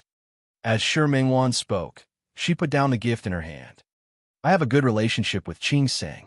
It's not a taboo. Good boy. They're all good kids. Someone came to visit Xiang Kaiping, and the ward became much livelier. A few doctors who were familiar with Su Qing-sang and were also assigned to be on duty had come over to see Xiang Kaiping. In this way, there was a festive atmosphere. Su Qing-sang had to be on duty and couldn't stay in the ward all the time. She was happy to have someone to accompany Xiang Kaiping. When it was almost time for dinner, Su Qing-sang handed over her work and hurried to the ward. To her surprise, she saw Su Qinghui again. He stood outside the ward, obviously wanting to go in, but for some reason he stopped there. Dad. No matter how much Su Qing-sang criticized Su Qinghui in her heart, she didn't show it on her face. Happy New Year. Happy New Year. Su Qinghui said this unnaturally. He cleared his throat and looked in the direction of the ward. Your mother. My mother's recovering well. After the new year, let the doctor check her again. Then she could be discharged. During this period of time, Su Qing-sang and the caregivers had taken good care of Xiang Kaiping. Her recovery was better than the doctor had expected. After leaving the hospital, she only needed to do some rehabilitation. After that, she would slowly return to normal, at least like a normal person. Su Qinghui had just said the word, when Su Qing-sang interrupted him. Dad, I beg you, I'm begging you. Don't go in to see my mother. Xiang Kaiping absolutely didn't want to see Su Qinghui on New Year's Eve. That was definitely not a good thing. Su Qinghui's expression was a little ugly. Qing-sang, I hope you remember that I am your father. I know you're my father. Su Qing-sang nodded. So what? My mother doesn't want to see you. Can you be a little kinder and let my mother go? Can you? Su Qinghui's face turned green. He stared at Su Qing-sang for a while and said, I just want to wish her a happy new year. No need. Su Qing-sang really didn't think it was necessary. My mother can still have a good new year if she doesn't see you. If she sees you, I'm afraid she won't have a good new year. Chapter 416. How is that nonsense? Su Qing-sang was speechless at the accusation. That's the truth. Su Qing-sang didn't think she was wrong. My mother really doesn't want to see you. So please. Su Qinghui had a lot of things to do on the first day of the new year. He had to go back to the Su family later, so he took some time to visit Xiang Kaiping. He didn't expect Su Qing-sang to be so determined. She wouldn't even let him see Xiang Kaiping. Qing-sang, you have no right to make decisions for your mother. Why don't I? I know very well that my mother doesn't want you. You know very well that you're not. Yes, I'm not. I didn't. Su Qing-sang interrupted him. Then who did it? Dad, are you sure you want to argue with me in front of my mother's ward on the first day of the new year? Are you sure? Su Qinghui didn't say anything. He looked at the ward. Dad. Su Qing-sang looked at Su Qinghui and suddenly said, I don't understand something. Can you explain it to me? Su Qinghui looked at her and didn't say anything. Since you don't love Annie so much, why don't you divorce her? Su Qing-sang raised her eyebrows. Her face, which looked like Su Qinghui's, was a bit confused. If she really didn't like Li Qianxue and couldn't forget Xiang Kaiping, why didn't she divorce him?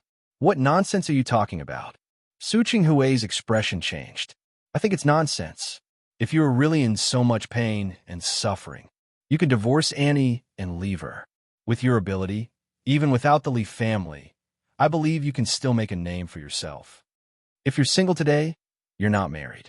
I won't stop you from seeing my mother. But Dad, you're not. You're married. You have a wife and a family. Yet, you came here to see my mother. Don't you think you're too much? Su Qing-sang wanted to say that it was too shameless. But the man standing was her father after all. She couldn't say it out loud. You? What do you know? You don't know anything at all. Of course, Su Changwei believed in his ability. He also believed that even without the Li family, he could still make a name for himself. Yes, I don't understand. Maybe I'm too young. Su Qing-sang sighed in her heart. I only know that. If it were me, I would never allow Hui Jinyao to have feelings for another woman while we are still married. I didn't. Su Qing-sang didn't believe him at all, but he still said, I just want to know how your mother is doing. Ever since Su Peijian's incident, he had been feeling guilty and blamed himself. He did feel some regret, but that emotion was suppressed by him. My mother is doing very well. You don't have to come. Speaking of this, Su Qing-sang sighed deeply. Dad, I know it's hard for you to believe me, but I still have to tell you that even if I'm not my mother's biological daughter, I will take good care of her. Don't worry. After saying that, Su Qing-sang turned around and went back to the ward to see Kaiping. Su Qingwei looked at Su Qing-sang's back. His steps were firm and steady. When she spoke just now, her tone was calm and determined. He knew that what she said was true. His daughter had grown up in a place where he couldn't see her. Su Qingwei looked at Su Qing-sang's back as she walked away. Suddenly, he felt even more guilty than he had ever felt for Kaiping. Su Qingwei turned around and slowed down his steps. He looked outside. It was the first day of the new year, and the weather was good. The sun shone on him, making him feel warm. Su Qingwei didn't feel warm, and his face showed a blank expression. When he walked out of the hospital, he saw a familiar figure. Li Qianxue. He didn't know when she came. She stood at the entrance of the hospital from afar and stared at him coldly. Su Changwei suddenly felt guilty. He stood there and didn't move. There were two people, one at the entrance of the hospital building and the other at the gate of the hospital wall. They looked at each other across the lawn of the hospital. He saw Li Qianxue curl up the corners of her mouth mockingly. She looked at him coldly and sharply, but also with disappointment and understanding. He thought that Li Qianxue would rush over, question him, and scold him. In the end, she didn't. She just looked at him, then turned around, got in the car, and drove away. Su Changwei raised his foot, but in the end he stopped. The sunshine of the new year suddenly became a little dazzling. The next day, Su Qing-sang made an appointment with a few doctors to visit the homes of a few hospital leaders. Then, she went to Sherman Wan's house. As for the Su family, she planned to visit them on the third day of the new year. Hui Jinyao would come back on the third day, but she didn't know when he would arrive. If he came back in the afternoon, then she would go to the Su family alone. When Su Qing-sang saw Hui Jinyao in the ward, she was shocked. Why are you back? Yes. Hui Jinyao nodded with a smile. What's wrong? Are you unhappy? Su Qing-sang shook her head. Suddenly, she took 2 steps forward and hugged Hui Jinyao. You're so bad. I thought you wouldn't arrive until tomorrow. I missed you, so I came back early. Those social engagements were really boring. Especially this year. Hui Yanyuan came. God knew how many people came to visit him for the new year. He didn't have the patience for these things. After flying to his Grey Tan's house early in the morning, he had lunch and directly booked a plane ticket to Lin City. He hugged her a little tightly. They had been separated for more than 10 days. He really missed her. Su Qing-sang felt the same. Smelling the familiar scent on his body, she inexplicably had an urge to cry. Her eyes were red, and the tip of her nose was sour. It didn't matter that she had spent the new year alone in the past, but this year, because of Hui Jinyao, she felt that she missed him very much and wanted him to be by her side. I missed you too. Su Qing-sang blinked her eyes and suppressed her excitement. She rubbed her face in Hui Jinyao's arms. Hui Jinyao held her up, lowered his head, and kissed the top of her head. Su Qing-sang was still feeling affectionate, but she instantly came back to herself when she heard the laughter next to her. Only then did she realize that she was in the ward. Not only was Xiang Kaiping in the ward, but little Yu was also in the ward.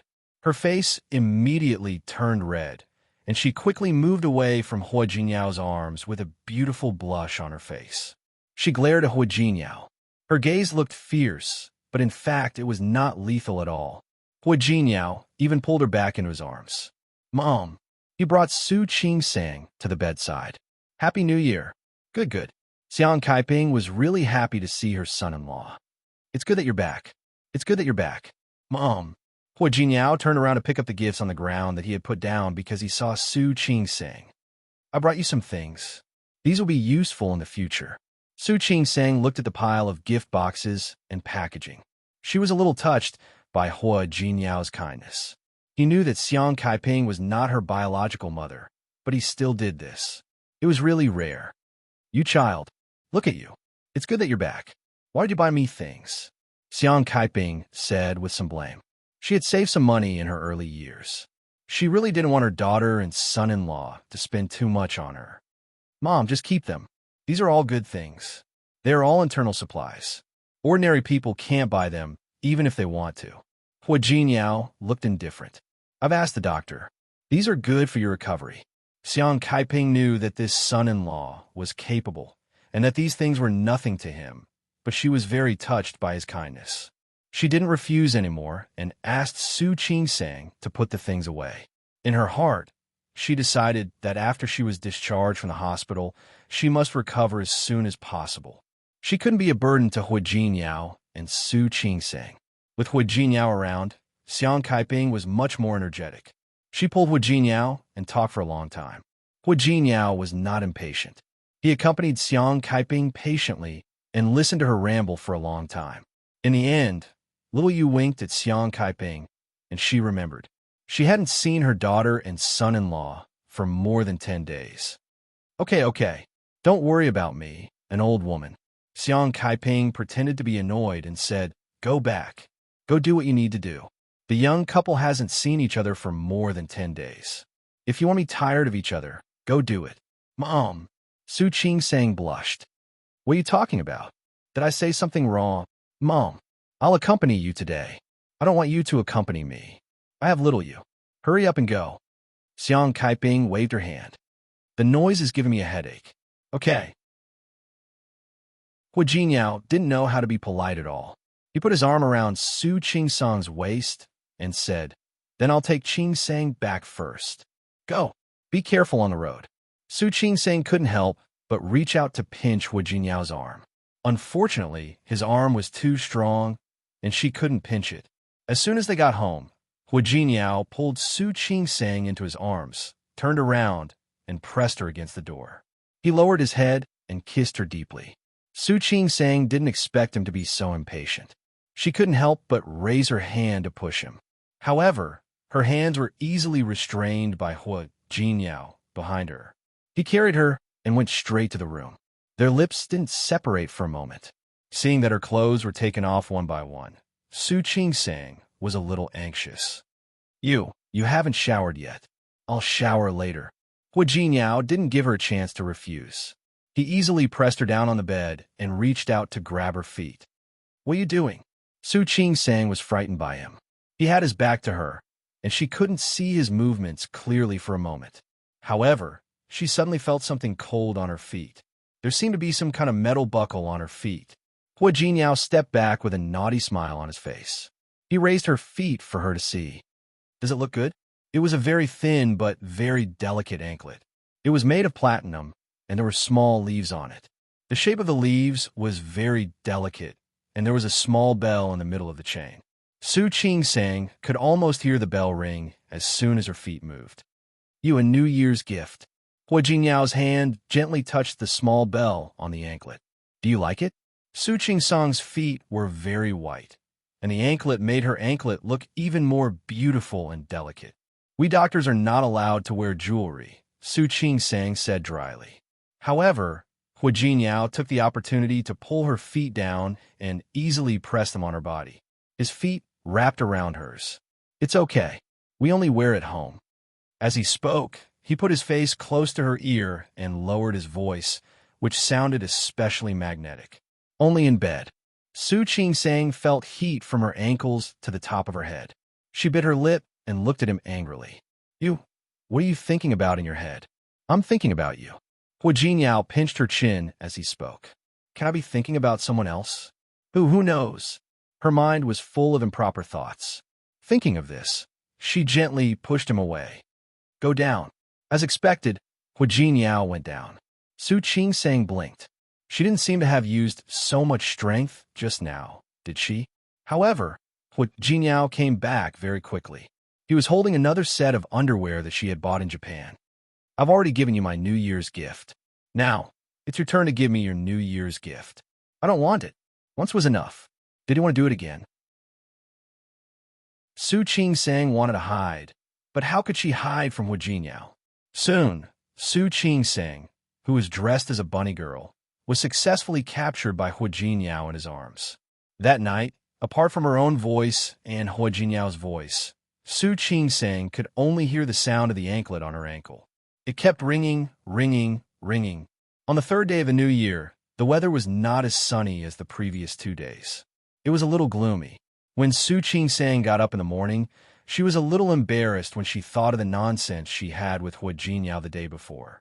Hu Jiniao had endured it for too long these days, hadn't he? He was so heavy-handed. Not at all. Su Qingsang patted her face and quickly calmed herself down. She still had a task today. She got up and told Hu Jiniao that she was going to visit the Su family today. Hu Jiniao didn't object. Okay. Anyway, I've prepared the gift. Let's go directly. Su Qingsang nodded. She really wasn't very enthusiastic about going to the Su family. Seeing this, Hu Jiniao rubbed her head and messed up her hair. If you really don't want to go, don't go. It's okay. How can I not go? Su Qingsang blinked. It's okay. We'll come back soon. Since Hu Jiniao said that he had prepared the gift, Su Qingsang naturally believed him. When they arrived at the Su family, old Master Li had already gotten up and was playing chess with Su Yusin. Su Qinghui and Li Qianxue hadn't gotten up yet. Seeing Hu Jiniao, old Master Li was a little emotional. This outstanding young man could be said to be a member of his family, but he didn't marry Su Peijian. Instead, he married Su Qingsang. It would be a lie to say that he didn't regret it. However, everything had its own fate. It couldn't be forced. Old Master, Happy New Year. Su Qingsang and Hu Jiniao wished Old Master Li and Su Yusin each other. Happy New Year. Old Master Li looked at Hu Jiniao. You're here at the right time. Come and play chess with me. Yusin, go upstairs and call your father down. Chapter 417. In fact, the atmosphere at home had been a little gloomy for the past 2 days. Perhaps it was because Su Peijian wasn't in the country. Li Qianxue's expression had been ugly the whole time. She didn't look like she was celebrating the new year. Instead, she looked like someone owed her money. Even old Master Li could see that something was wrong with her. However, since Li Qianxue didn't say anything, old Master Li couldn't say anything. Young people had their own things to do. As parents, it was not appropriate for them to interfere too much. Old Master Li had been worried about Li Qianxue for a long time. He was getting on in years and really didn't want to worry about his children anymore. Li Qianxue had a headache early in the morning. She hid in her room and was unwilling to go out. In the morning, 2 families came to pay their New Year's greetings. The other party's status was lower than the Su family's, so she didn't need to entertain them much. After seeing them off, she went back to sleep. However, when she saw Su Qinghui, she looked a little annoyed. She was annoyed to see Su Qinghui. No, not annoyed. His heart was cold. Her heart was so cold that she didn't want to be with this man anymore. Su Qinghui had just come out of the bathroom. When he saw Li Qianxue, he was stunned for a moment. Recently, the relationship between the two of them had been particularly tense. Ever since Li Qianxue bumped into him at the hospital on the first day of the new year, Li Qianxue hadn't said a word to him. It was supposed to be the new year, a lively time, but the two of them didn't say a word at home. Even when there were guests in the house, Li Qianxue could still smile at them. But when it came to him, she immediately looked at him coldly. At night, the two of them slept on one side of the bed. However, for the past 2 days, Li Qianxue had taken out a blanket and slept on the other side of the bed. Just like now, when she returned to her room to rest, she saw that his gaze was fixed on the bed. She turned around and walked in the other direction. There was a custom-made Italian chaise longue in the room. Li Qianxue took a blanket from the closet and laid on it, planning to take another nap. Before he could fall asleep, he heard the sound of a car outside the courtyard. She was a little annoyed. That was how it was during the New Year. There were a lot of people who came to visit, and there was no time for peace. In the past, she didn't feel tired dealing with these people and things. Not long after, Su Yusin came up. "Mom? Dad?" Su Yusin looked at his parents in the room and sighed deeply in his heart. No one didn't want their family to be harmonious, and no one didn't want their parents to love each other. But at some point, Su Yusin knew that this was just an extravagant hope. Big sister, brother-in-law is here. Jinren Su Pei was not in the country, so she naturally referred to Su Qingsang and Hui Jinyao. Li Qianxue had already woken up when Su Yusin entered the room. She glanced at Su Qinghui and found that he was sitting still. She smiled sarcastically. "What? Your most precious daughter is here to pay you a New Year's visit. Aren't you going to hurry downstairs and entertain her?" Su Qinghui didn't look too good. Li Qianxue glanced at Su Yusin and said, "I have a headache. I want to sleep a little longer." After saying this, she lay down again. Su Yusin felt a little helpless and couldn't help but look at Su Qinghui. No matter how much he didn't want to see Su Qingsang, he had to go downstairs.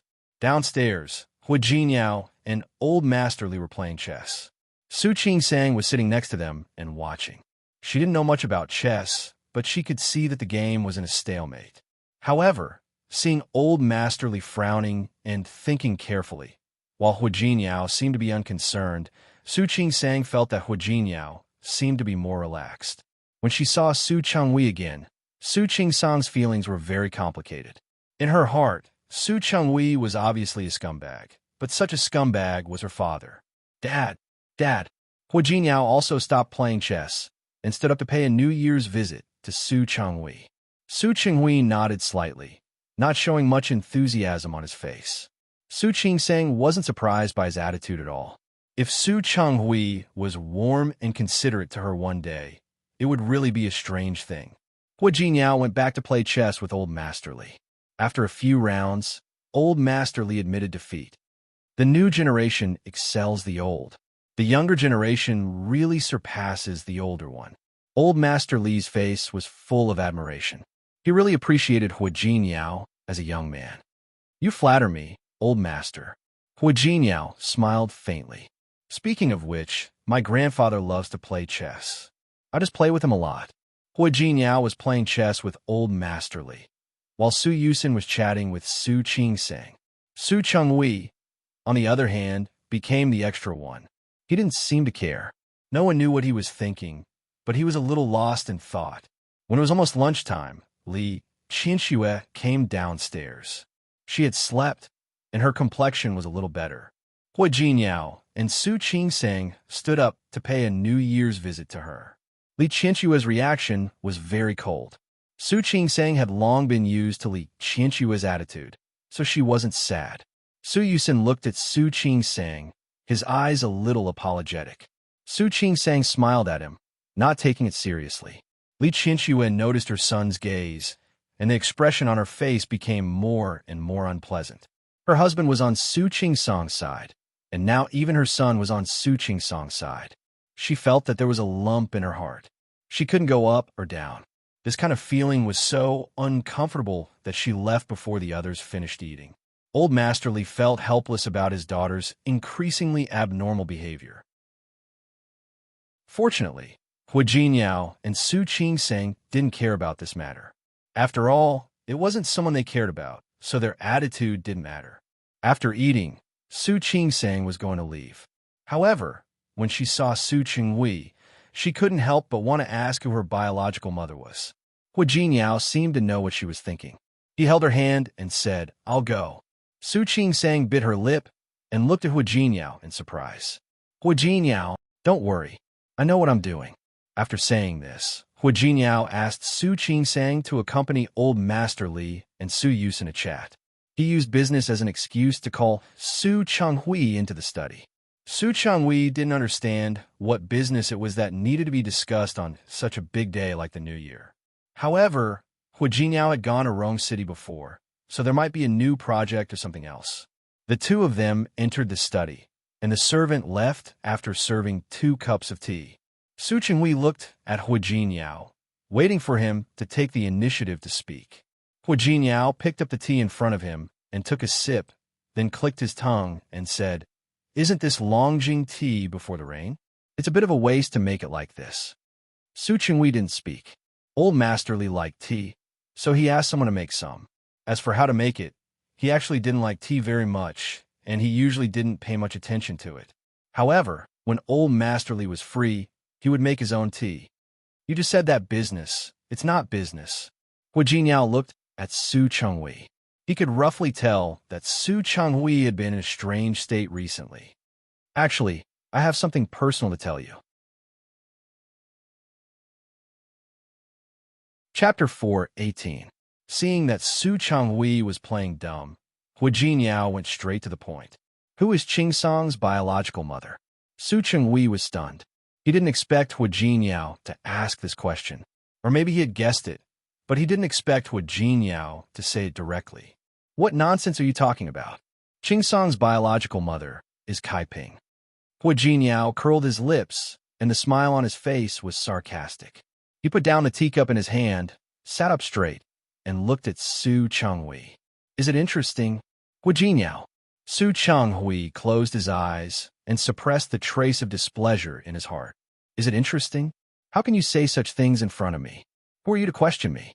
"Qing Song's husband," Hu Jinyao said confidently. "I don't want to see Qing Sang worry, so please tell me, Dad, who is Qing Song's biological mother?" "No one."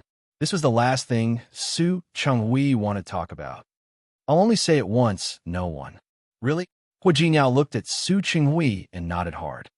"Actually, Dad, have you ever thought that the more you try to hide it, the more we think you're guilty?" "Hu Jinyao."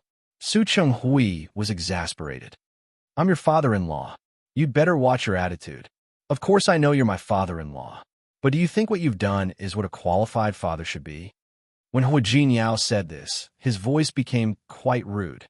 "All these years, have you cared for Qing Sang? All these years, have you cared for her feelings? You can't even give her an answer. What makes you think that you can be called a qualified father-in-law?" Su Chenghui didn't say anything. He knew these things, but he just forced himself not to think about it. "This is between me and Qing Sang. It has nothing to do with you. I've also said that I'm Qing Song's husband. Her business is my business. I'll say it again. I don't have an answer to give you. You don't have an answer because you have a guilty conscience, because you want to protect the woman you really love." Hu Jinyao's eyes were sharp. His deep eyes were like sharp swords, pointing straight at Su Chenghui's heart. "Am I right?" "Nonsense." Su Chenghui's face turned green. "Who gave you the right to make such wild guesses? Is this nonsense?" Hu Jinyao sneered and stared at Su Chenghui's face. "You said that you love Xiang Kaiping, but you were so cold to her daughter. To put it bluntly, it was because Qing Sang was not Xiang Kaiping's daughter. But whose daughter was she? Who is the other woman?" Hu Jinyao thought of his previous deduction. "I figured out later. That woman should have an extraordinary family background, but it was still not enough to contend against the Li clan. In order to protect her, you treated her daughter as Xiang Kaiping's daughter and raised her by your side, right?" "No." Su Chenghui's defense was weak. "Admit it. Your expression betrays you. Why did that woman give birth to Qing Sang and not want her? Could it be that, to a large extent, her identity did not allow her to acknowledge this child? Otherwise, why would you have such an attitude?" When Hu Jinyao said this, he vaguely felt that something didn't seem to make sense. However, this result was the closest to the answer after his discussion with Su Qing Sang. "Hu Jinyao," I said, "don't talk nonsense. There's no such thing." Su Chenghui had strong self-control for so many years, but at this time he could not help but be affected by Hu Jinyao's words. "I guessed it right. So you were angry?" Hu Jinyao sat up straight. "Why don't you be more honest and tell me who Qing Song's biological mother is? I can promise you, we just want to know the answer. After we know, we will not destroy the other party's original life." Su Chenghui's expression was very ugly. He stared at Hu Jinyao's face, as if he wanted to burn a hole in his body. Have you said enough? If you have, please get out. In fact, have you ever thought that it is useless for you to hide it? After all, we can actually find out who the women you were in contact with back then. It just takes a little time. Wajin Su Chenghui stood up and slammed the table. I'll say it again. Get out. Get out. Hua Jinyao did not stand up because of his anger. The expression on his face did not even change at all. He just looked at Su Chenghui with a faint mockery in his eyes. You didn't tell me because you don't believe that I can find out? Su Chenghui did not want to listen to him anymore, nor did he want to endure it anymore. He stood up and walked in the direction of the door. Then, he quickly pulled open the door of the study. Hua Jinyao, get out. After saying this, his gaze suddenly fell on Li Qianxue, who was standing outside the door. She stood there, expressionless. He didn't know if she had just arrived or if she had been standing there for a long time. Su Chenghui's face suddenly changed like a palette that had been knocked over. It turned green, red, white, and black. Li Qianxue's expression did not change at all. She only looked at Hua Jinyao. Hua Jinyao, what did you just say? Hua Jinyao narrowed his eyes and looked at Li Qianxue. He was not sure what she would do if she knew about this. Hua Jinyao. Li Qianxue did not look at Su Chenghui at all. She just stared at Hua Jinyao. What did you just say? Say it again. There was no answer. There was no sound. The study was extremely quiet. Li Qianxue took a step forward and entered the study.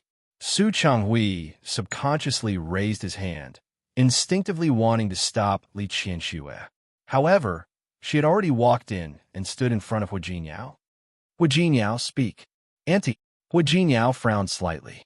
He seemed to be a little dissatisfied that he did not notice that someone was approaching and eavesdropping outside the door.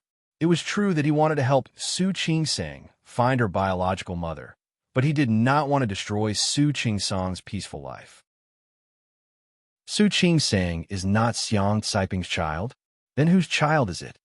Li Qianxue had only heard a general idea, but she still needed more information. Tell me, who is that woman? Auntie, I don't know either. Looking at Li Qianxue's gloomy face, Hua Jinyao inexplicably felt a headache. Things seemed to be out of control. You don't know? Li Qianxue's eyes were as sharp as knives. After glancing at his face, she quickly turned and looked at Su Chenghui behind her. He doesn't know? You don't know either? That you're tuning in to the Romance Rendezvous YouTube channel. We're so grateful for your support, and don't forget to subscribe to join us on this incredible journey through captivating stories. Your generosity through donations truly makes a world of difference, as it's the primary source of revenue that allows me to expand and enhance this channel for you. Thank you from the bottom of my heart for being a part of this adventure.